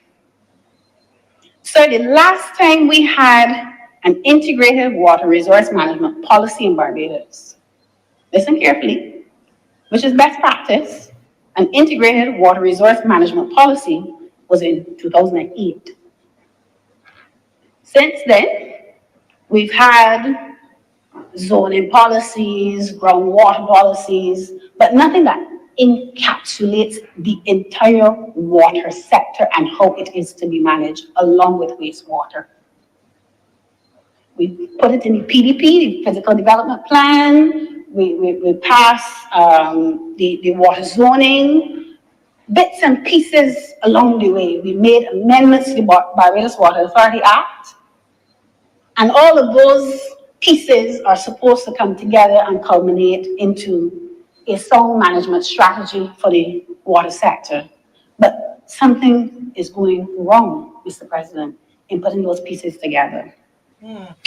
You want to know? We're going to have to pause right here. I know we're all into this. I'm hoping that before the night is up, we've got to listen to this. This is serious business here. Dr. Drakes, we want to thank you. You're not here, but we want to thank you for what you're doing on behalf of Barbadians. And you notice how quiet in there was? Like a pin drop? Because they know something wrong. They know that the bus turned over, you know. They know the bus turned over. Senator Drakes know too. The bus turned over. And it is us, the Barbadians, that are going to lift up this bus, go underneath it, lift it up, and join in with people like Senator Drakes, Senator Ryan Strong, Senator Andre. Okay? We're going to go underneath this bus, lift it up, and put it back on the street, on the road again, so we can get going. All right? Well, there are some people. So here is our bus. Here is the bus. B29, the people say name. B29 on its side, drop, turn over. And we have some people in the diaspora who say, listen, we are in the diaspora. We might be living over and away, but we are part of the solution, and we are going underneath this bus, and we're going to lift up this bus, and we're going to put it back on the highway. We on the road again. Yeah? Share up the life, because let me tell you, these people in the diaspora, they're not easy. They're not easy. And they're coming to tell you how they have supported they have supported the citizens in Barbados. And I want, before they come on, let me just sound out this alarm so you can go, the rest of you can go and call them. Call them to come and meet some of the financiers. Tell them to meet, come and meet the people them that pay, help to pay for the people to go to Washington. Tell them, call all of them. And let them meet who they're calling right wing, the same Barbadian people who now live over and away. Tell them to come and meet them. So pause and share and like. Let's deal with this propaganda tonight, okay? So here we have with us, Sunshine is right here in the studio with us, and I'm telling you, we're going to be in for it tonight. And I'm seeing Michelle is in. And did I lose my other one? I seem to have lost my other person there. But these two persons that I have here, Sunshine, you with us? Or are you having some problems with your sound? Good night, Sunshine. I'm fine. Okay, wonderful. I'm all good. I can hear you loud and clear. You can hear me loud and clear. That is wonderful. Now, welcome, Sunshine, and welcome, Michelle. Welcome to the Marcia Week Show. Good night, Marcia. Good night, Barbados. Wonderful. There's somebody's mic that is making the noise. I don't know if it's mine. Let me turn off Michelle for a little bit and see if it's Michelle. Okay, that might have been Michelle's. It's Sunshine's. There's some wind coming in. Is it my mic? Somebody has a fan close by? Nobody has a fan? They said they're hearing a fan. Okay. All right. So let me talk to Sunshine first, so that we can turn off his mic a little bit, because I think it's Sunshine's. Sunshine, can you tell the people how young you are? Well, I am 83 years young. Sunshine is 83 years old. 83 years old. And are you a Barbadian? grandfather of 10, and great granddad of 7. Oh my goodness. And you have family still in Barbados? In Barbados, they're all in Barbados, and I'm fighting for them. I'm fighting for every child in Barbados, every youngster whose opportunity is being stifled by the policies that do not allow them to become innovators, entrepreneurs, or to pursue their dreams, and that they don't have to think that they have to go along with the old status quo of going along just to get along, because this is what is now put before them. You become part of a gang, you become part of some bad stuff to get along. No, you don't have to do that, and I know the majority of young people do not have to do that. A point in question is a young man who went to Washington to that forum recently. A fitting example, which I must big up and congratulate them, the entire team, for a job well done. They presented themselves professionally, manner, they have the facts, and everything they said was of relevancy. They all represent Barbados and made me proud to let the people know that we are not hostile, we are hospitable, we are intelligent, and we will settle for nothing less. So this should make the powers that be aware that the young people need to achieve. They need to be given opportunities to do so. They do not need the woke indoctrination and all the so-called pronouns to make them believe that they're not what they're supposed to be. We want our children to be educated and not indoctrinated. This is what is going on. We don't need indoctrinated. We don't need the removal of parental authority. We don't need the destruction of the nuclear family. And this is what the government is doing. And let me say something to those who want to demonize Mrs. Marcia Weeks, a fine, outstanding person who is above board. She is not no part of no right-wing conspiracy organization. Neither is none of us who are associated with this movement. We are not right-wing. We are right-minded. Let me repeat that. We are not right-wing. We are right-minded, righteous people who do not engage in violence. We do not engage in anything destructive.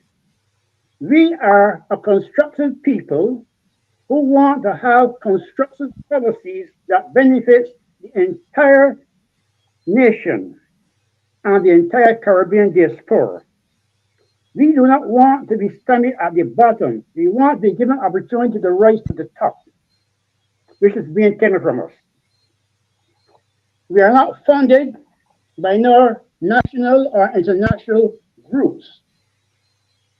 We are funded by patriots like me, expatriates who live in America, Canada, UK, and other places that are concerned about the direction in which our country is being taken. Our country has been taken from one of hospitality to hostility under this administration, so that we have a build-up of violence among our youth that's not being addressed. What is the government doing to engage our youngsters to curtail the violence as is wrecking our neighborhoods? Nothing. Where are the constructive policies? None. So this is why we have this movement. It's funded by people like me and others who sacrifice their time. None of us have anything to do with any right-wing conspiratory organization. We are not affiliated with the EMF, the IMF, the WEF, or any such. None of that. But let me like to pause here, Sunshine. Sunshine is 83 years old. Young. Mr. Young, if he's listening, he's going to say, I must say young. So 83 years young. And when he speaks, you have to listen. And I want to say something about this gentleman. Since the time I've met him, he's about action.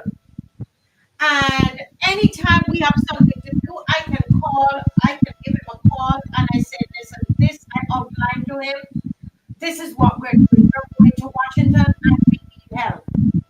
And I tell you, this grandfather and father of so many sacrifices. He's not a wealthy man, but he sacrifices and give whatever he has to make sure that what we're doing happen. And so I wanted you to meet some of them.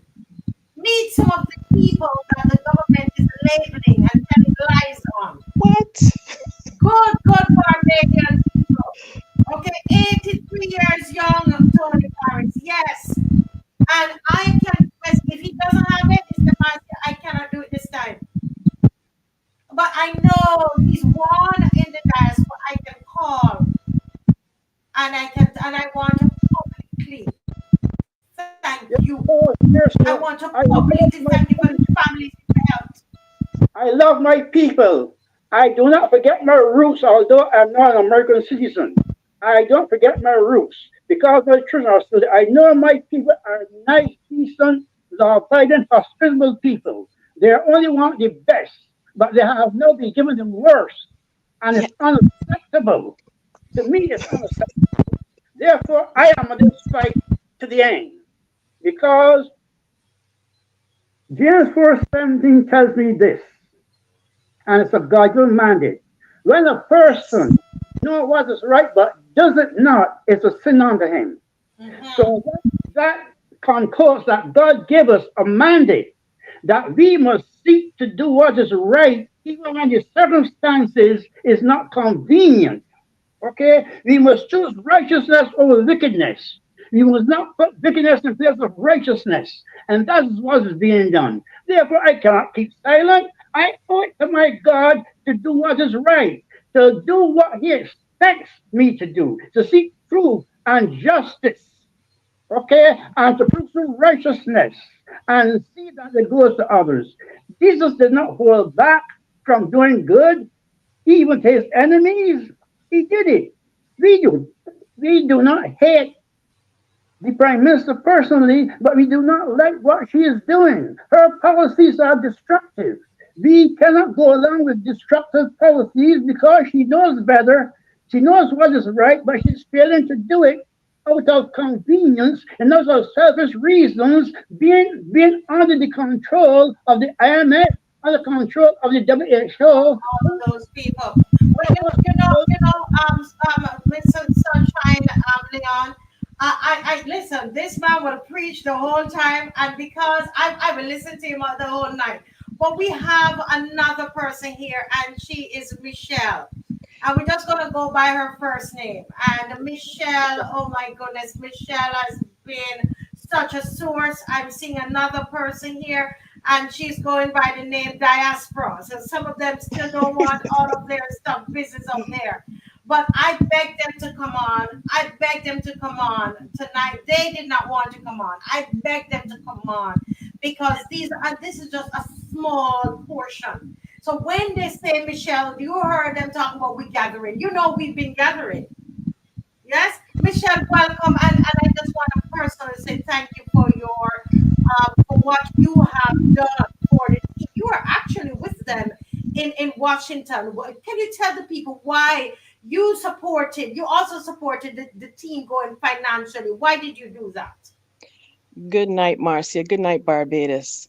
I love Barbados. I am a Barbadian by birth. I'm from St. Joseph. I love Barbados. There's nothing I would not do for Barbados. This is not about BLP, DLP. This is about people and policy. And when I found out about this cybercrime bill, I had no choice. I had no choice but to get involved. Absolutely no choice. This makes absolutely no sense. Barbados is free, and we're going to maintain that. We're going to be free. So, Marcia, I want to thank you for all your help, for all your information, for all the way you reach out. I want to thank you for that. I just love Barbados, and I think that the information that's going out there, I haven't seen any information, and I really don't care to see any information because I know the truth. The truth is we got together, we figured out how to pay for it, we figured out how to travel. I spent 13 hours on the road to get to Washington, D.C.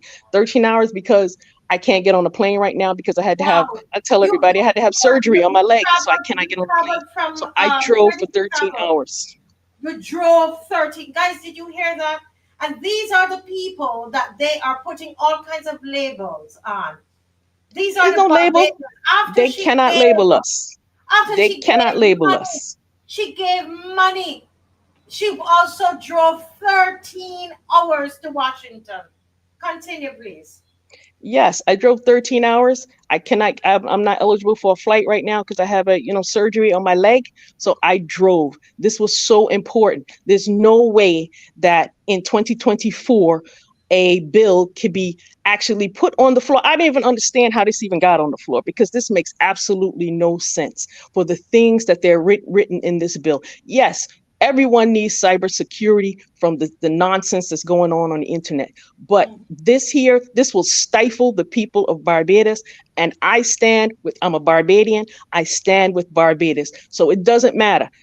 It doesn't matter how much it took. With my time, I went to Washington, D.C. There was no left wing, right wing. I don't even know what that is. All I know is Barbados. Yes, I mean, you are one of those. I remember coming from the press conference, and as soon as I came in my house, put my bag down and said, "Oh, let me relax." I look on my phone. I could not. I did couldn't. When I saw how much you were sending us, I was shocked. I put the phone down. I probably took probably by the evening I responded to you, and on Marcia, who top of is that. someone looking for receipts? Is that what they're looking for, receipts? Well, we need receipts from the government of Barbados. We need receipts. How much did they pay their lawyer? How much because we paid nothing. We paid zero. We paid zero. I bought the ties. We bought the pins. We went to bought the socks to put on to get to this, to make it look right. So this had nothing to do with anyone else but a Barbadian. 100% Barbados and the people of Barbados. The people of Barbados, please stop with the propaganda. There's nothing here but Barbados. That is it. I love Barbados, and whatever the next thing is what we're gonna do. We're gonna do it next. This is not going to go any further about some. I don't even know. I don't even understand. Marcia, please ignore this nonsense. They want receipts. I don't even know who wants receipts. Why is anyone asking who footed the transportation, who footed this trip in the first place? As if Barbadians don't feel like they can do for themselves. We can do for ourselves. We don't need the government in everything. The government is not doing right by us anyway. Like I said, I'm not a BLP. I'm not a DLP. I'm a Barbadian. I'm for the people and I'm for good policy. And that is it. Yes, thank you so much, Michelle. I have I'm almost crying right now, and I'm almost crying right now because when I remember when the pictures came and I saw the pictures. I don't want to cry right now, but and I saw these women. The other woman was going to speak, and they had the whole team there. And I was told, they said, Marcia, you don't need to be looking for money for any more transportation because we were going to be trying to get a van Absolutely. for them. And they said, the diaspora said, don't use that money to do something else in Barbados. Exactly. You don't need to do that. Let me tell you something. I was shocked because we had parceled out the little money we had left for what we were going to do, and they said no. So I had enough. We had money there now to do something else for a family in Barbados, because these women, and not only that, they rallied around this group and made sure they look good. The ties that you see they're wearing there. This woman, Michelle, after I had some ties that we were going to do. When she sent her ties, I said, forget my ugly ties. Forget my ugly ties. And we went with her ties. And then this other woman that you can't see her face.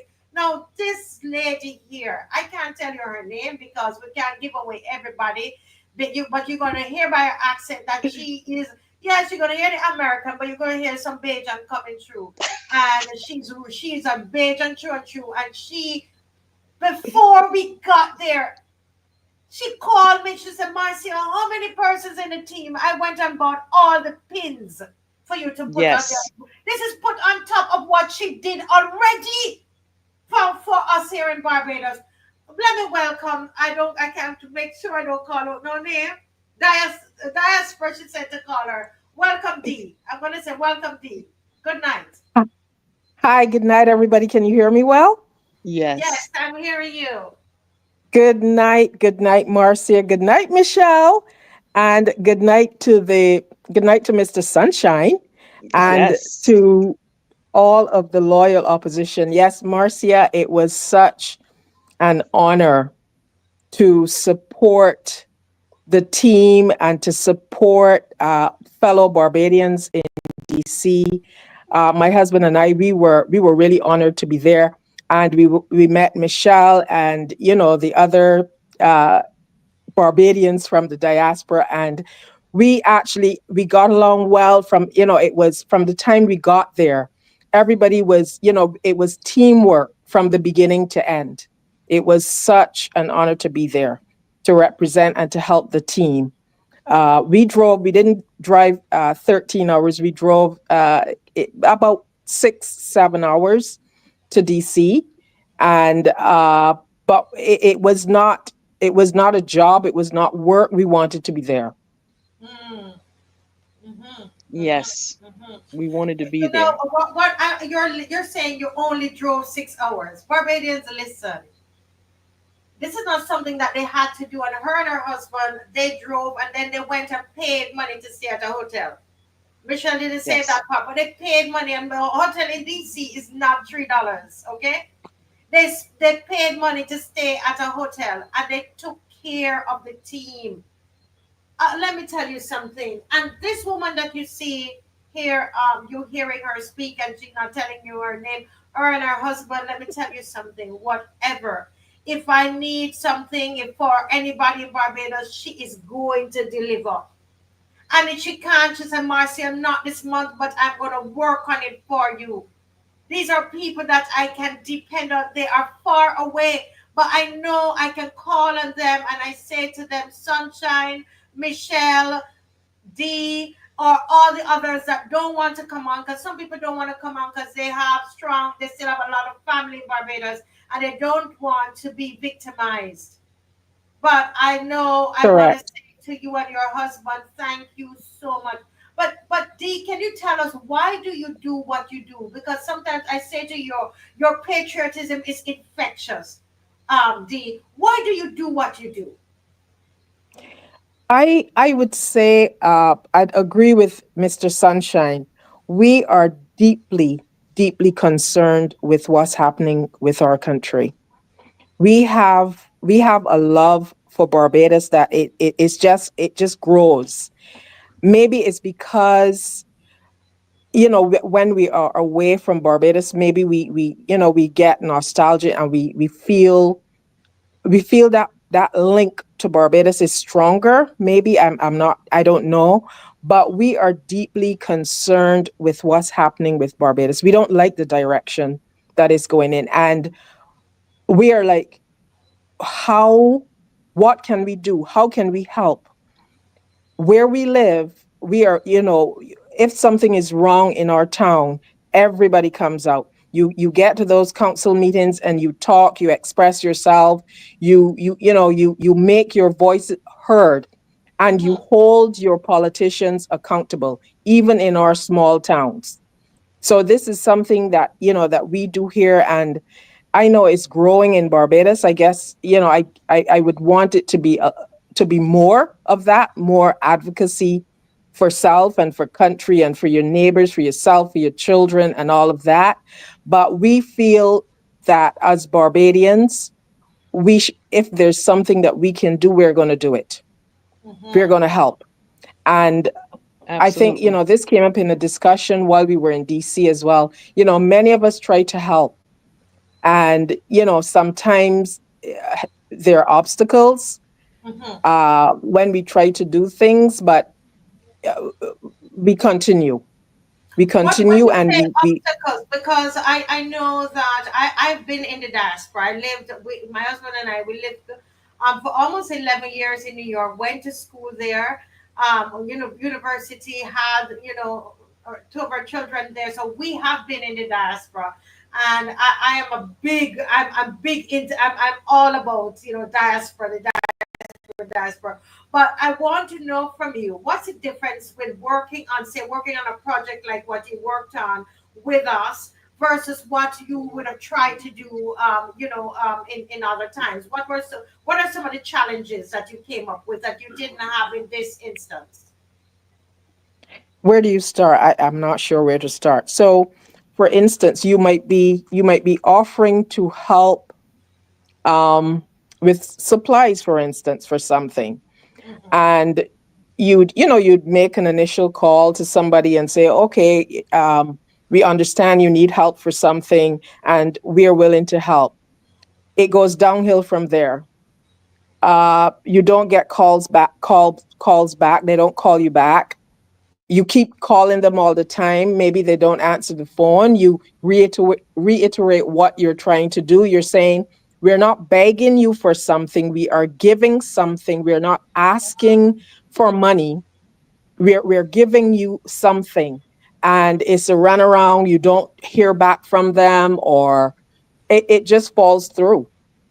And you're wondering, well, why would, you're put through to somebody who's almost hostile, and you just do not understand what is happening. And this is so many different situations, Marcia. And you just, we've tried to give to schools. The principals never return the calls. They never return the call. Or there was another situation where you'd offer something and they say, no, I don't want that. This is what I want. Wow. So there are various things, and there are others who you've helped, and that's fine. And we don't, and it's not something that we come on Facebook or Instagram and make a big thing of we're giving that. We do these things quietly. Yes, you do. I know you do, and you have helped quite a number of people. But let me ask you, let me hold that question. Let me hold that question until let me go back to Sunshine. I want to keep you all on here a little bit. I know you might be traveling, so let me know when you have to go, and I'm gonna answer the question towards the end of this. Sunshine, how long ago you left Barbados, Sunshine? Okay. Oh, 1 second. 1 second, Sunshine. Repeat what you said. We have your mic off. Go ahead. About 35 years. You left Barbados about 35 years. Exactly. And when was the last time you were back in Barbados? I was back in Barbados in 2000 for my mother's burial, to bury my mother. And I promised I came back again, but I was busy for other things. I never came back since then. But then the climate in Barbados got so bad that I get a warning that there was no hope for me because a person did not like the way I was pushing back on them. So I got a warning to stay away for a while. But I'm unafraid because, as I said, I have no fear. I'm a man of God. I have a get religious conviction, and if God before me, who can be against me? So there again, we see the cybercrime bill in effect because you were pushing back about some of the governance that you're seeing in Barbados, and you're told by your family members that they don't come home because they're angry with you. Is that what happened? Yeah. You see me, a lot of people love me, but certain elements of the government were angry with me because I was highlighting the people, and they see me as the one who was pushing. Can you hear him, Michelle? Can you hear him? Yes. Okay. They see me as one who was pushing the resistance movement. So because of that, and then I got entangled with the government for my ex-wife there and my children during the COVID, and demand the release of the bodies, and I was successful in that. So from then, I was a hated bird as I exposed the COVID scam, and I exposed that a dead corpse cannot emit a breath to infect a person with that disease. I exposed the scam about Remdesivir. I exposed the scam of why they was hiding from giving the people the effective treatment of ivermectin and hydroxychloroquine and zinc. Oh, what? Don't go into too much of it. Don't go into too much of it. You know how they love to get at me. So hold it, hold it. We want to keep this. But I mean, the point is that you are pushing back. You are pushing back, and that is what. What are some of the things that you would like to see change? Give me two things that's happening right now in Barbados. You're in the diaspora, and you're saying, I would like to see these two things, these two particular areas fixed. Can you identify them and tell me why? I'm going to ask the three of you that. So let's start with Sunshine. What I would like to see fixed is that all restrictive measures be lifted and allow the people to have their voice. Because there was an old saying, sticks and stones can break my bones, but words don't mean a damn thing.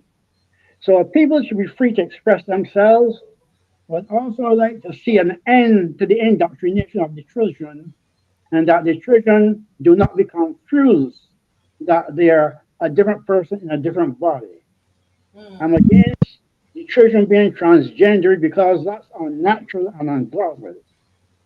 And I would like to see an end to the cybercrime bill because that bill is designed to take away all human rights and freedom from the individuals and give the government carte blanche to do as they like, even in prison or fine people just for speaking.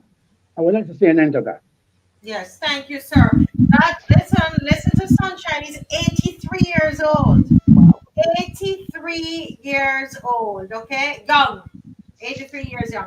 Michelle, can you identify two areas, two things that you're there in Florida, you're like, my goodness, I wish that these two things, and tell me why you want to see the change. And what are those two things? I want to see Barbados prosper. I don't want to see Barbados borrowing, borrowing, borrowing. Michelle is stuck It's just or I'm stuck? unconscionable. It's just unconscionable that Barbados is borrowing money. I think that we have to have a different mindset when it comes to the people, take their ideas. They have to the government has to get more involved in the people versus, I don't know. I don't know I don't understand how they manage. I watch a lot of Paris talks. Parish talks. I don't understand how they manage. They never come with documentation, throw numbers all over the place. The people are asking. I watched a woman say something to the prime minister the other night, and I was so hurt. And I want to say to this woman, and I'm going to say it, Marcy. You can cut me off when you're ready. No. Go ahead. You go ahead. And there was a woman that stood up in St. Michael Parish talk for about 3-4 nights ago, and she said that someone called her a nigger in the store. I was so hurt. I was so hurt by that. I mean, we in the diaspora, we have to deal with a lot, but I don't think at home we should have to deal with this. I was so hurt. And then I was embarrassed because I felt like the prime minister didn't even say to her, I'm sorry you had to deal with that. I'm sorry that happened to you. I just felt like there was no compassion. There's no compassion when it comes to governance. I feel like these things have to change. Our children have to learn compassion. And how they have to learn compassion? Because we adults have to be compassionate. We have to say, I love you to our children. We have to say, look, I miss you. We have to say, I hear you. If we don't say these things, this is going to go on and on and on.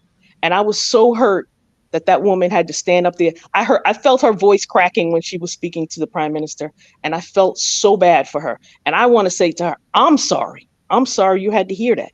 I'm sorry someone had to say that to you, because that's absolutely unconscionable, not nice, not nice. She tried to go to the police for help, and they practically victimized her. That happens because there is a state sometimes, and I don't hate police. I love police.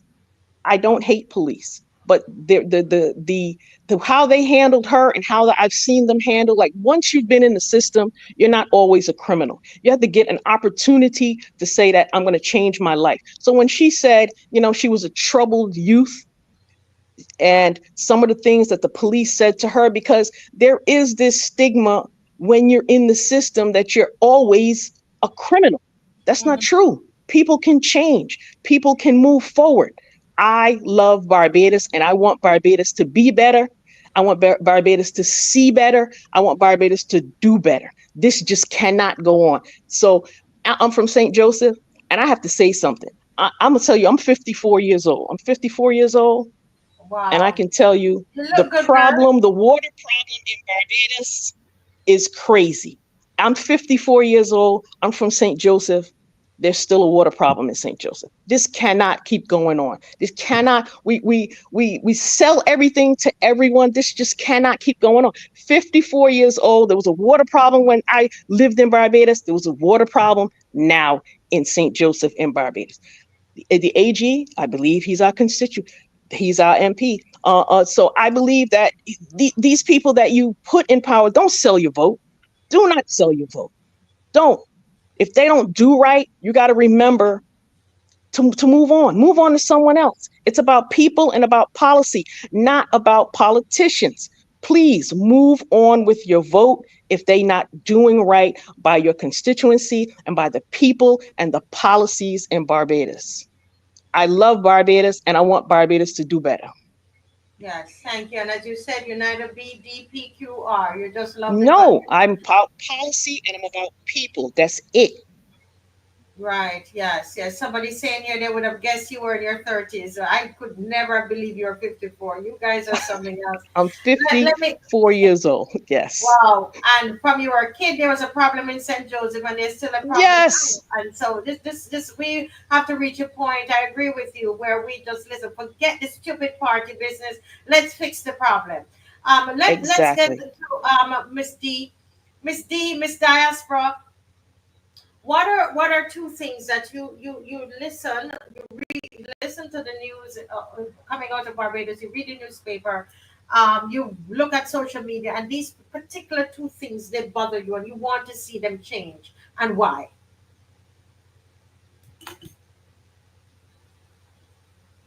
Is she there? Oh, I'm on mute. Sorry. Okay.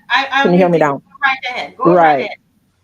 Yeah, so I agree with Mr. Sunshine and Michelle, and I just wanted to say that I didn't see the parish speaks, but I saw the comment about, the young lady who said she was spoken to in that way.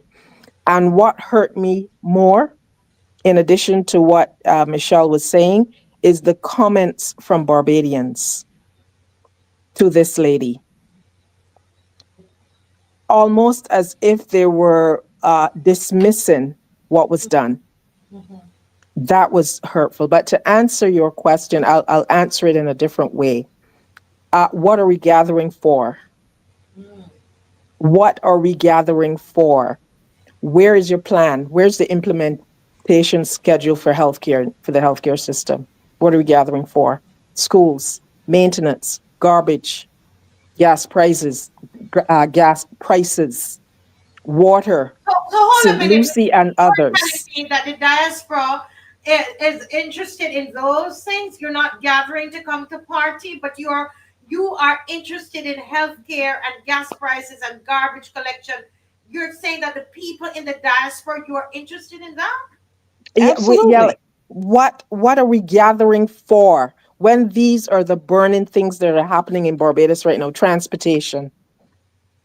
What are we gathering for? What is the purpose? What is the goal? What is it for? Why are you asking us for our money to do what? What is it for? Healthcare. That's a good question. Schools. Good question. Water, transportation, gas, garbage. What are we gathering for? What is this money that you're asking us to come home to spend? What is it for? Is it going to the local vendors? How can we see where it's going? What are we gathering for? Why a project can never go from start to finish. That's deep. Yeah, the money that we're bringing to Barbados, who is getting this money? Is it going to go down to the mom and pops shops and so on?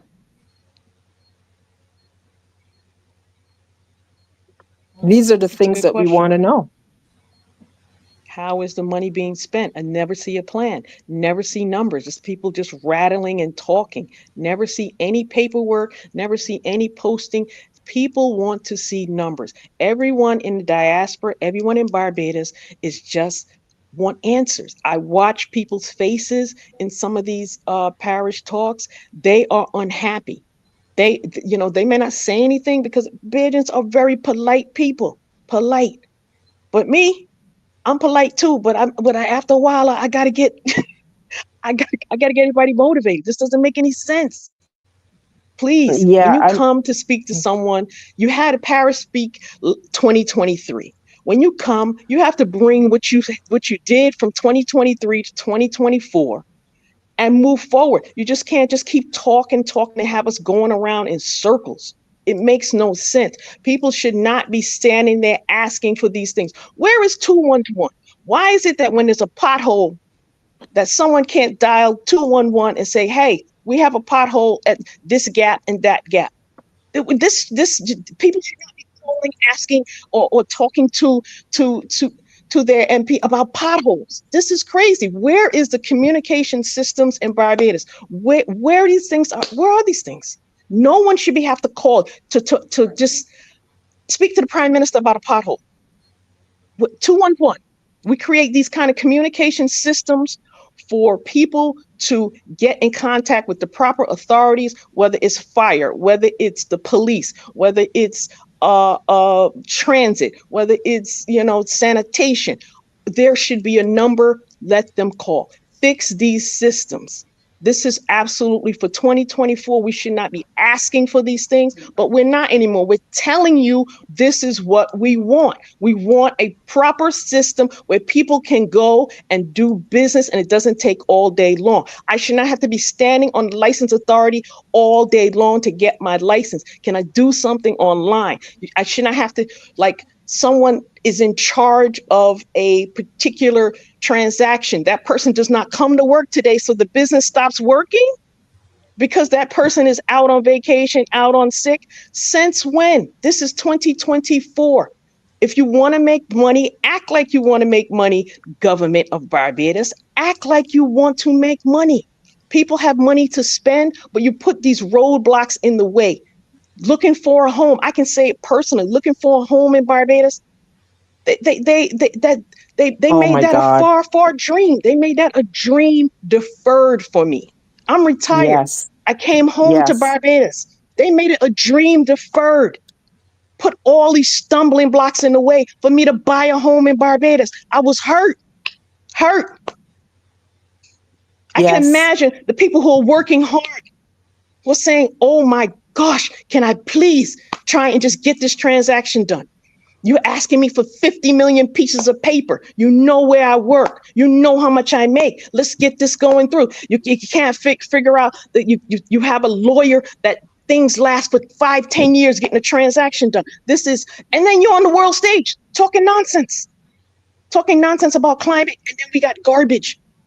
You're talking about climate change to the world, but you have garbage and bottles and plastics in the sewer. Another question. I can't get a plastic bag in the supermarket, right? But the Chinese can come in and bring plastic, $3 plastic, one-time use plastic, but I can't get a plastic bag in the store. I'm ready. Whatever is going on, I'm ready, Barbados. Let's do this. Wow. That's plastic bag, I think right now, you can buy the plastic bag now. But I hear, I'm going to get to Sunshine Sue, but I hear you, Sue. You're talking about that home. I didn't even know about that because the diaspora, they want to come home and they want to connect with Barbados. And I often say, Miss Diaspora, often say that the diaspora is more than barrels at Christmas, because some of us wait for the barrels. They are more than clothes. They're more than party. They're more than fete. They're more than condiment. Huh? But I hear you. I hear that in you, Miss D. You're in the diaspora and you're saying, I want to do more for Barbados. What's this thing with the housing that I could feel that you want to say something about the housing, the whole situation? We had the same situation that Michelle just described is the same situation we had.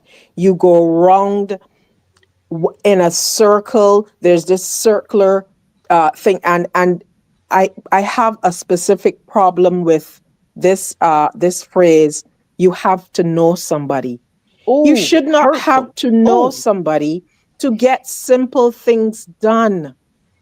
If you're opening a bank account, why do I need to, in inverted commas, know somebody? Why do I exactly. need to know somebody for simple things? Simple things. And the other thing, I'll use Michelle's phrase that I felt hurt, is that we have people who don't look like us who come to Barbados and they get things done immediately.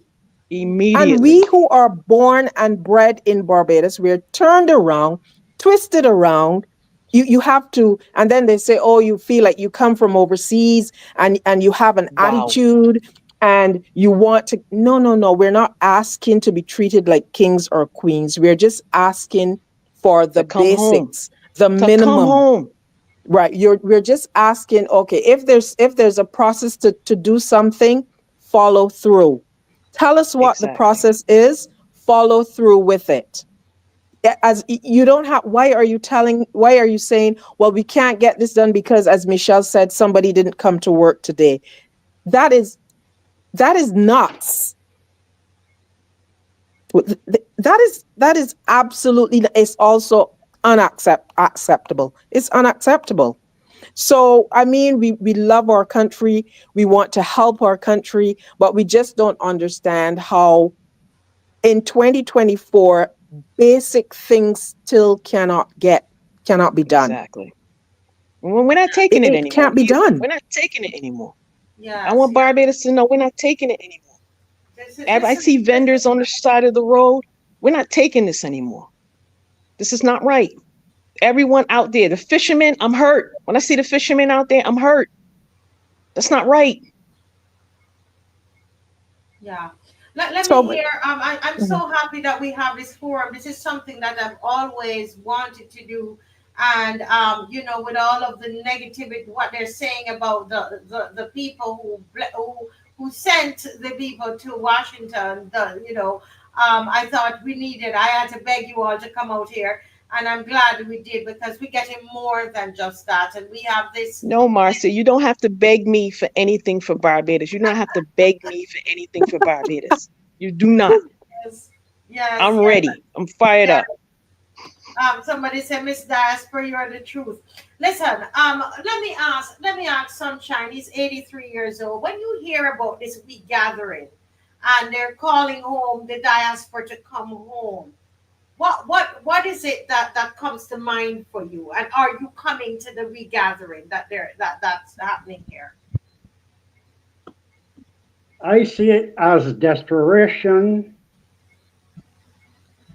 hmm, and a trickery because you think that the expatriates can come home and we have a lot of money, which a lot of us don't, and we have our pension money, so we could come home now.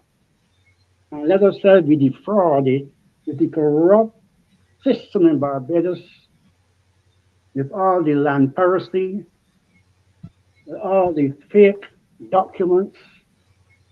So we could come and try to pursue home only to find that we do not have the right documentation and we have to go through all kinds of hoops. Exactly. I was speaking to a lady just last week whose father was in Barbados and she was brought here as a youngster and she was told specifically by her father, don't ever think about coming back there. Well, why? Because of the conditions and the mistrust of the government. You just imagine that.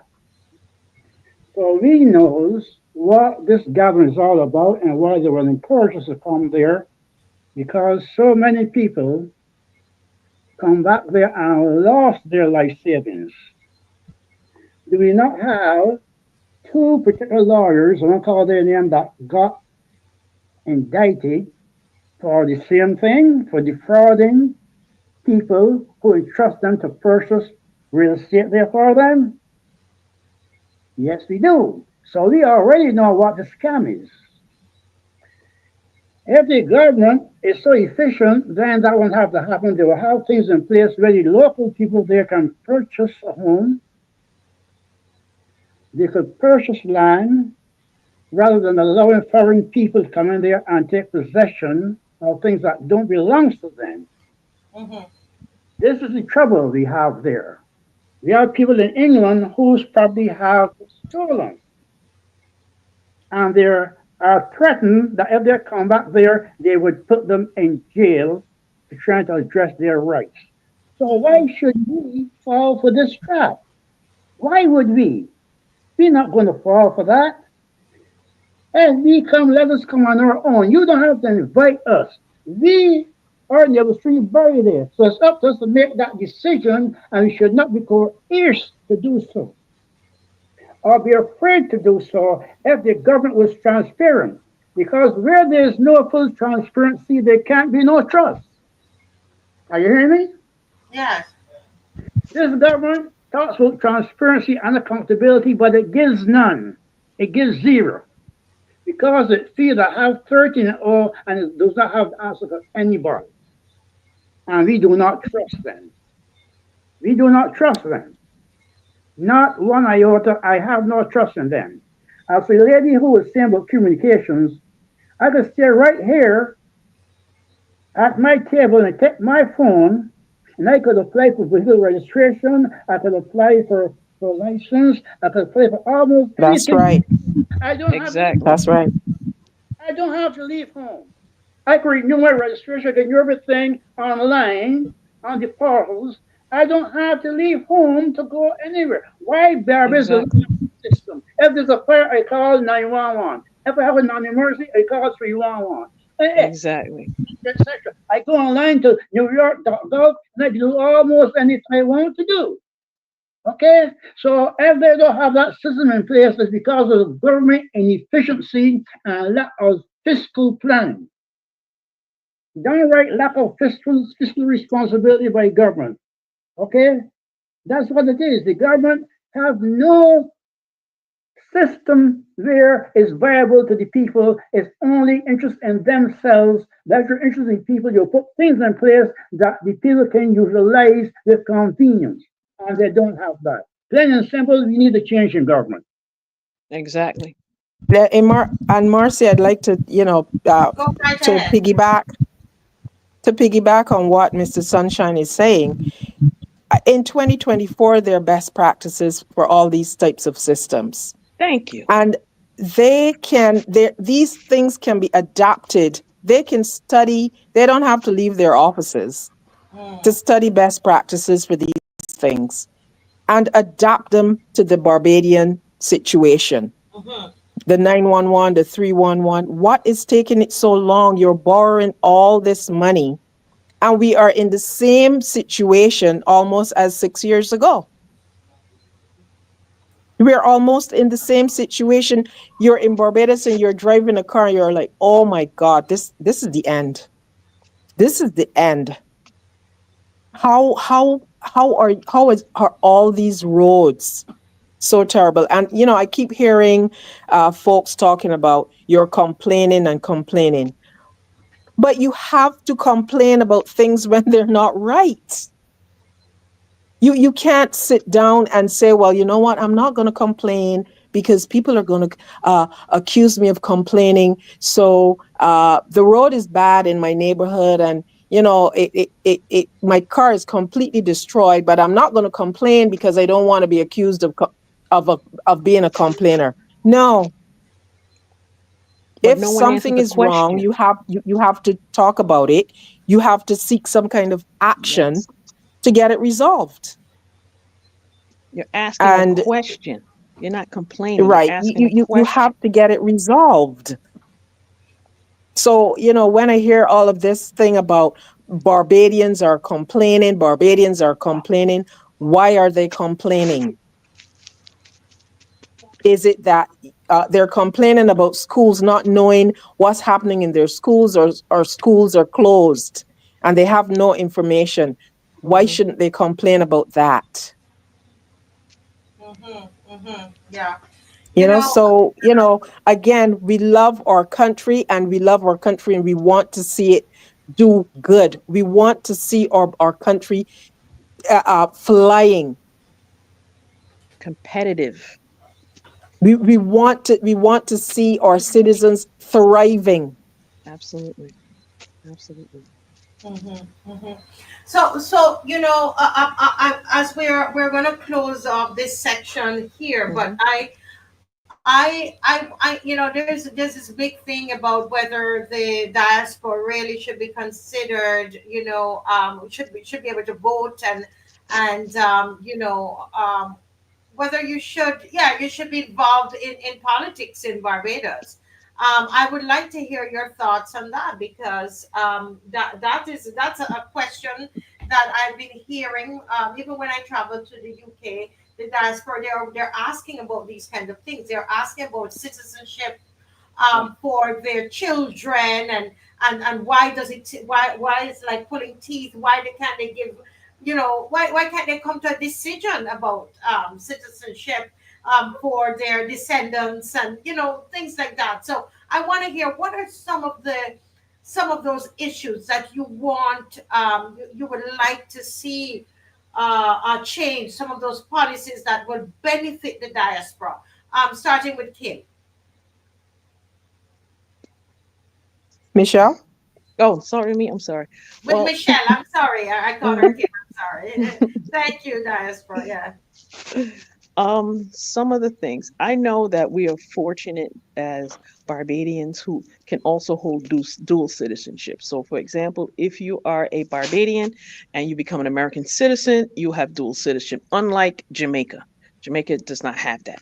So, I'm thankful for that. I'm thankful that my children can come home and become Barbadian citizens due to, descendants, because they weren't born in Barbados. I'm the last, what we call last of the Mohegans. I didn't get a choice whether I was to stay in Barbados or to leave Barbados. That was a choice of my father.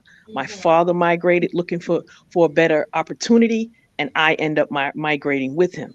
So some of these questions about whether the diaspora should be involved in politics, I say yes. I say that we need to be involved. We want to prop up the government. I mean, the country. We want the government to do right by our people. I mean, Barbados. I don't know if Barbadians understand how our culture is so important to the Americas. Without Barbados, there probably wouldn't be, the Americas probably would not be as affluent as it is. We are important people. I want everybody in Barbados to remember we are important people. Without us, there would be no Americas. There would be no, our people are everywhere. We came from Africa. Barbados was the first stop, and they came for us from Barbados to the Americas. Remember that. I need the civics to be taught in Barbados to understand we are important. We have to love ourselves. And these things that they put on us, we can't have that. We can't have that. We don't need the government to tell us who we are. We know who we are. We are important. We love each other, and we're taking this forward. We're moving forward from here. Please do not sell your vote. Please. If they're not doing the right thing, move on. Find someone else. Find someone in your community that's doing the right thing. Choose someone else. You have that choice. I know someone told me years ago that if you don't have anything in life, you have a choice. And if you do nothing, you still made a choice. You made a choice to do nothing. So Michelle, you're saying essentially that you believe that those in the diaspora should be able to vote. Absolutely. should be able to Absolutely. vote. Yes. Yeah, is we what have you're- citizenship. We don't lose that citizenship Yeah, because we out here. Yes, Okay. I have an and ID card. I have an ID card. I have no choice. I have to come. I come to Barbados. I have a driver's license. I'm in Barbados. I drive. I am a Barbadian. Yes. And you care about the country. Absolutely. Let me hear from who was it that just spoke out? Sunshine.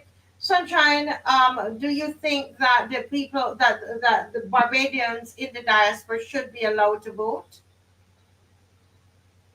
Well, if they have dual citizenship, then they should be able to vote. In my case, I can't because I had to give up my Barbadian citizenship when I become an American citizen because there was some change in the laws here at that time. True. But True. anybody who have dual citizenship should be allowed to do that, okay? Because there still is a Barbadian national.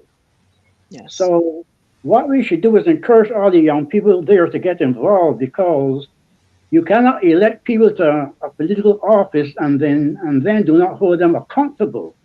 Exactly. And I think this is the problem we're having in Barbados, especially because the government feel that they should not be held accountable, and some of the people, because of our polite way, we are very polite people, we hold back and do not speak out, and they take that for granted. So I'm calling my people to stop the complacency because it involves you, it involves the future of your progeny, and unless you speak up and right the wrongs now, things will go from bad to worse. You cannot keep silent in the face of tyranny. Because if you keep silent in the face of tyranny, it means that you are aiding and abetting in your own demise. And Yes. you cannot do that. And this is what they are counting on, that nobody speak up and nobody push back, and hence the cybercrime bill to further Exactly. intimidate people from speaking up and standing up against what they see is wrong. But we must look at Jesus in Matthew chapter 23. The Pharisees, the scribes, and the Sadducees were the ruling authority in his day, and when they went awry, Jesus did what? Jesus called them out. He called them out. That's an example for us. We have to call out the leaders when they have gone astray. We cannot let them believe that there's no checkmate, no one to check their hand. So we must speak up and call on all the ministers to come forward and be bold and see that righteousness is done in the earth, and that we push back against the wickedness and the satanic ordinance that is now trying to destroy the lives of so many people. Yes, very, very well said. Very well said. Let me go to Miss D, and then there we have a call coming in. Miss D, should the diaspora be allowed to vote? Yes, absolutely. Um, as you said, we are not just barrels and money by Western Union from time to time. And, somebody wants something and you send a box. We are more than that. Many of us are professionals in our own right. Yes. And we also offer expertise. We have a lot to offer. And what I'd like to know is what are the reasons against Barbadians in the diaspora voting in Barbados? I'd like to hear what those reasons are because I can't think of one. And I don't can. think that I can. I cannot I don't know, and I don't think that our being able to vote in Barbados because we are Barbadian citizens should be tied to any type of ownership either. Because I've heard that bandied around, and I think that that's completely wrong. We should, we contribute to the country. We're Barbadians. It's done in other countries. There's not a problem with it, and I don't see what are those reasons that Barbadians would not be allowed, or Barbadian citizens should not be voting in Barbados. I just don't see it. Yes, yes. Thank you so much, Miss D. May I add one thing on that? May I add one thing? Because in America, Real quick, because I have a caller on the line, okay? But go ahead, real quickly. citizens can vote even though they're overseas. They can mail in their ballots. So it should be Yes. same for Barbadian citizens. You're a citizen, and if you can vote, and if you're even not in country, you'll be able to still participate because that should be the norm. Yeah. Yes, And yes. many of us would actually fly home to vote. Mm-hmm. Yes, yes. Okay, okay. There you go. There you go. Well, thank you so much, guys. But we have someone right here in Barbados. He is from the UPP, United Progressive Party. Is that so, Mr. Carlos? Welcome. Yes, it is, Miss Marcia. Yes, yes. And I know that you been listening to the diasporans. Yes, I have. I really enjoyed it, and I didn't know that there are so much people that are rooting for us here in Barbados. Yes, and as you listen to them, I mean, I know a lot of people said, they felt so teary-eyed and so on. Did you hear them talking about how they supported the Barbadians who were in Washington? How did that make you feel as a Barbadian? Um, I felt very good, and I applaud them for it. We need all the support we can get, and I rally around them for helping those who went up there and try to defend us in this small country of ours. Yes, sir. Yes, sir. And you are one of those officers in the United Progressive Party. As you know, I've been pushing your videos because on this show, what I do believe is that we want to be a place for all of our opposition, all voices of opposition. So I want to commend you for speaking out, about the different things that are happening in Barbados. You're hearing the diaspora talking about just the way the economy is. They're talking about governance. Is there a particular area, something that you heard them talking about tonight that you would want to speak on? Well, I think it was Michelle who was speaking clearly about she wanted to know what the government is doing or want the government to do more as far as garbage is concerned, transportation, those key areas that are really affecting Barbadians and the poor people of our country. And she would like us, the government, to do a lot more than what they're doing now. Yes, yes, yes. And I know that you've had some videos talking about the cost of living, etc. What are some of the areas that are concerning you as the UPP? Well, for me personally, when I do my surveys and I go around and I check various supermarkets, I have assessed that since 2019, the prices have really, really gone up on simple things. Even like carrots between 2019, around 2018, they were like $2.99. They have gone all the way up to $3.80. Wow. The past six years, $3.80. And I've only noticed when I checked again last week, one particular supermarket in town, I guess the people were getting wise, they weren't buying it. It came down from $3.80 right back down to $2.99. So which means people are thinking and they're using their brain and they're realizing the prices are getting high. And I wish many more people would do that. See the things on the shelves and need them. You may want them, but you can find an alternative. There's always an alternative. What about chicken? What about the price of chicken? Well, chicken in the world has really gone up. You can get a small little bird for as much as $35, maybe $40 for a small little bird. You know, I personally don't bother with meat. I don't eat meat, so it doesn't really affect me. You know, but for those who love the chicken, something has to be done. Chicken is just too much. All the supermarkets and the major supermarkets, the chicken has gone up. There are three big major chicken suppliers, now there are only two. Oh, We wow. need to support, we need the people of Barbados to get together and still boycotts around supermarkets. I think that is the only way we can get results. Let these supermarket owners know your prices are too high.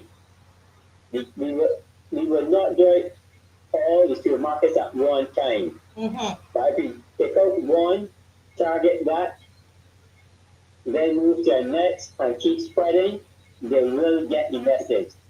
Not only in chicken, but in a lot of different products. We Yes. have to do something. Mm-hmm. What is it? What is it? The sense, because I know you do a lot of surveys and so on with the UPP. What is this? What is the sense that you're feeling? What's happening on the streets as you walk among people? What are you feeling? What are you sensing from people, from Barbadians? Well, the feeling is that yes, the cost of living is high, and the government is not. Well, let me put it this way: the government is not trying its best to bring down the cost of living. Okay? Mm-hmm. And they need the cost of living to come down because it's difficult to send school their children. They're finding problems on paying their bills. Mm-hmm. Okay? And some of them have lose property, some of them have lose different things because they cannot afford to maintain their lifestyle anymore. So they're asking the government to do something about it. They want us, if we are in there, to do something about it, help them. Mm-hmm. And that's what we are working on. Yes. You know? Mm-hmm. Yes, yes. Well, thank you so much, and I really hope that yes. One more thing I'd like to say, Marcia. Yes, sir. Now, we as a party feel they asking, what is the UPP doing? We haven't heard from you, but we have been out there. We are talking to the people already. We are in the process right now of continue looking for candidates. We have some candidates already. Yes. We're still looking for candidates. So if there's anyone out there who thinks they can offer something to the United Progressive Party, we welcome you on board. You can contact Mr. Eastman, or you can contact me through Marcia. Yes. And we can make contact. And not only that, we already have begun putting our manifesto in place. Mm-hmm. Mm-hmm. And we will soon be launching fully. Wonderful. Party to contest the next election. Yes, and as you know, I mean, for the last election, that you guys were always on my platform, and this platform start. Yes, isn't that true? And the only reason you all aren't is because I can't get anybody to come on. Thank God I was able to get you to consent to come on tonight, but I've always been reaching out to UPP, Solutions Barbados, all the different parties, to come onto the platform. So I'm very, very, I saw what you were doing in terms of your videos, and I appreciate them. Thank you. I thank you for allowing me to come on the program tonight. And yes, I've been putting up some videos because I have the deep conviction that we need not only your show, Kimar show, and Winston Clark show, but as many people that can put up things that will sensitize the young people of Barbados and let them know that they still have a voice and there's still people that are backing them. And we need them to come on board. We can change the way Barbados is going, and we have to, because at this present moment, this administration is taking Barbados down the drain, and we need to stop it. Yes, yes. Well, thank you so much. That's the voice of Louis Camelos. He's not able to come online because of his Wi-Fi, and so I'm hoping that he will get it fixed so that he can be a guest on the show properly. And and we can, as we did before, we can go down the road and have some meaningful discussions. Probably have some of the other some of the other parties, and have some good debates on here, and let the people see the candidates. I think that that's a good idea. Well, thank you so much, Louis. God bless you and keep up the good work. All the best to Okay, you thank and you the very much UPB. once again. Yes, You're sir. welcome. God bless you. Bye bye. Okay. Bye bye. Yes. Marcia, I had a question. Yes. So, what about consumer protections? What we noticed when we were home, at one point, we were home for an extended period, and every week we went into the supermarket, and every week, whatever we bought the week before, when you looked at the price, it was 50 cents to $2 more. And Mm-hmm. that went on every week that we were there. So, are there no consumer protections? Like who controls the supermarkets? Right, right, right. There are consumer groups, but I don't know. It's so different. I really am not sure all that is happening. I have tried to get some of them on the show. Again, it's like pulling teeth. I would think that a show like this you're going to want to be on because it's about advocacy. So I'm with you with that question, and we can always talk off air, and I'll try again. I keep trying, but that's a good point. And as Alvin is saying, and as Camilos was saying there, that sometimes we just have to leave the things on the shelf, decide we're not buying it, and we have to stand up for our own selves. But it's 10:01, and I'm going to give each of you half a minute to say something to the audience, to the viewers, and leave us something with the audience while you're thinking about that. Let me just use the opportunity to announce again that there is a wake, not a wake, but a vigil. A vigil is being held for Albert John. This is the homeless man that was killed. We the people believe based on just what that he was. I'm just gonna be honest how I feel about it. I believe he was murdered. But on the Sunday at 4:30 p.m. there will be a vigil for Albert John. Albert John on Sunday, and it's going to be at the crossroads there of King Street and White Park Road in St. Michael. King Street and White Park Road. And so we're going to ask you, this is Mr. Albert John here, and we say, may so rest in peace. And we're going to be there and we're going to hold that vigil for him. So I'm going to ask everybody to come out to King Street and White Park Road at that crossroad there, 4:30 on Sunday. And this is a picture of Mrs. John. Also on Saturday, after you leave on Saturday, that's Sunday. And on Saturday, there is going to be a cricket match. And this is going to be at Weymouth.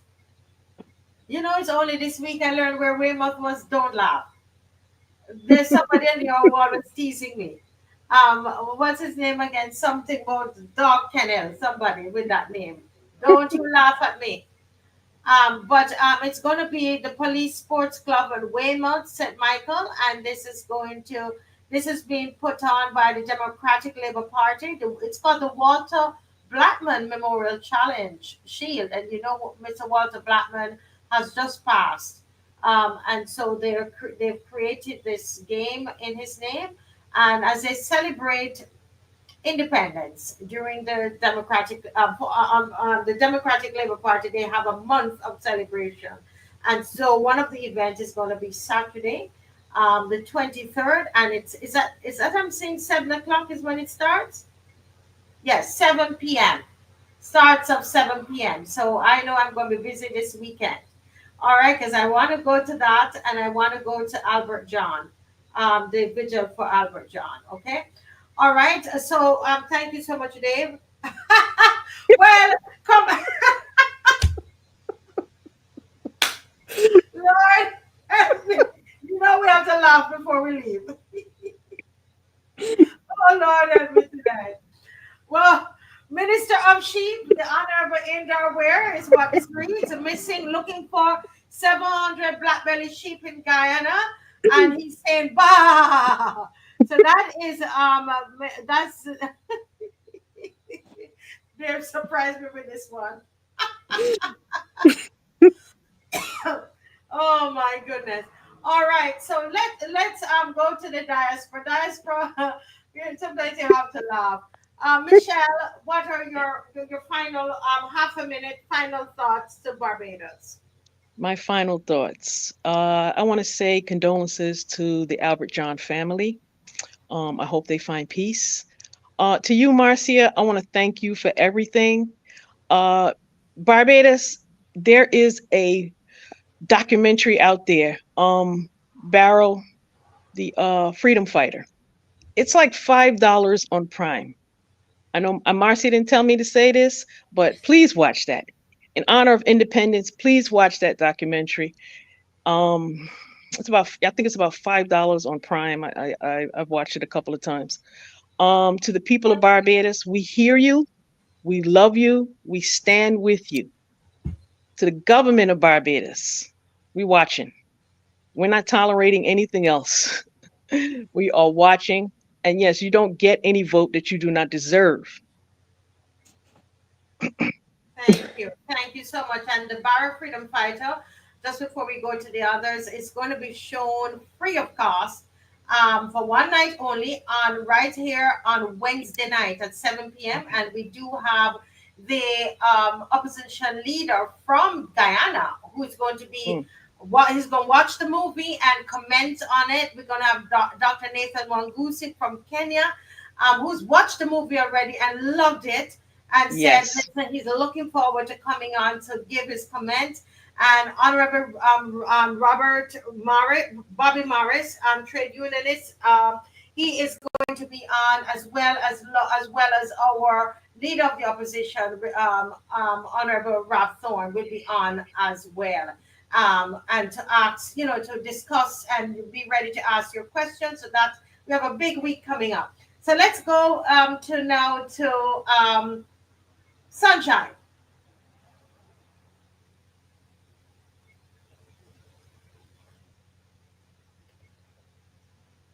I want to say to my fellow countrymen is that I'm asking for a return to civility and stop the hostility. I'm calling for you all to lay down the sword of destruction and pick up the sword of the Spirit. Show love and respect for your countrymen.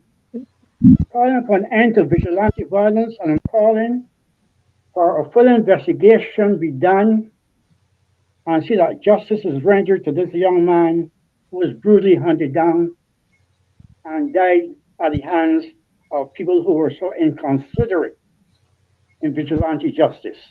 There's no place for this in Barbados. There's no place for this anywhere. We must respect the life of other individuals. So if we do this, inshallah, these things will happen.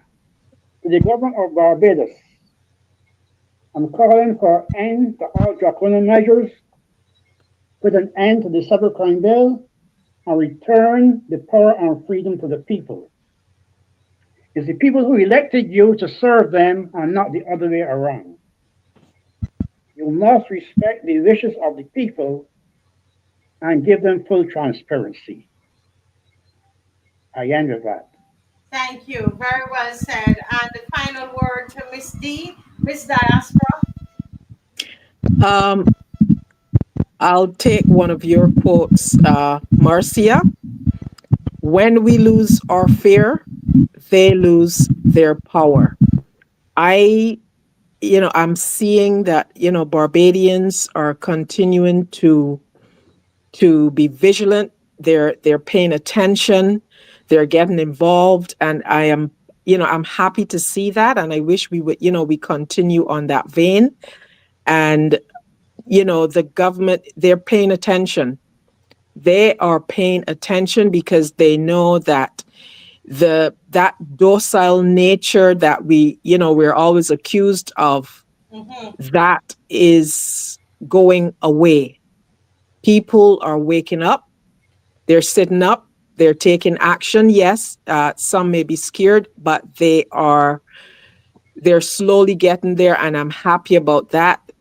people, like us in the diaspora, we love Barbados, and we will continue to support Barbados and Barbadians. And that includes speaking out about things that are wrong when the government are doing things that are wrong. We're going to continue to speak out, and we're going to continue to help in ways that we can, because we're not afraid. Yes. We really are not afraid. Excellent. I'm so motivated. I don't know about you all, but and I think people are feeling it too. The energy has been real tonight. I want to thank you all for being on tonight, taking the time.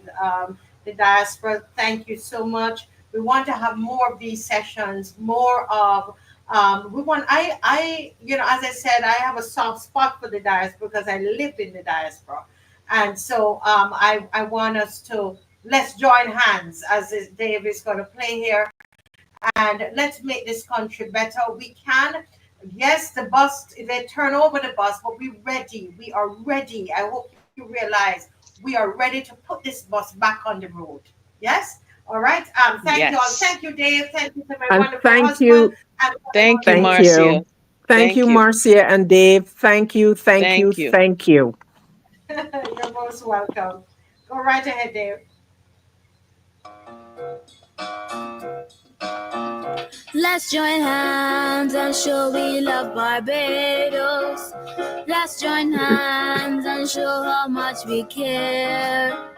Young and old, we work with one another for the freedom which we hold so dear. Let us raise our voices in thanksgiving for the many blessings which have come our way. Let's join hands and thank the Lord for living on this Independence Day. Let's join hands and show we love Barbados. Let's join hands and show how much we care. Young and old, we work with one another for the freedom which we hold so dear. Let us raise our voices in thanksgiving for the many blessings which have come our way. Let's join hands and thank the Lord for living on this Independence Day. On this Independence Day. On this Independence Day. Wonderful. Good night, Barbados.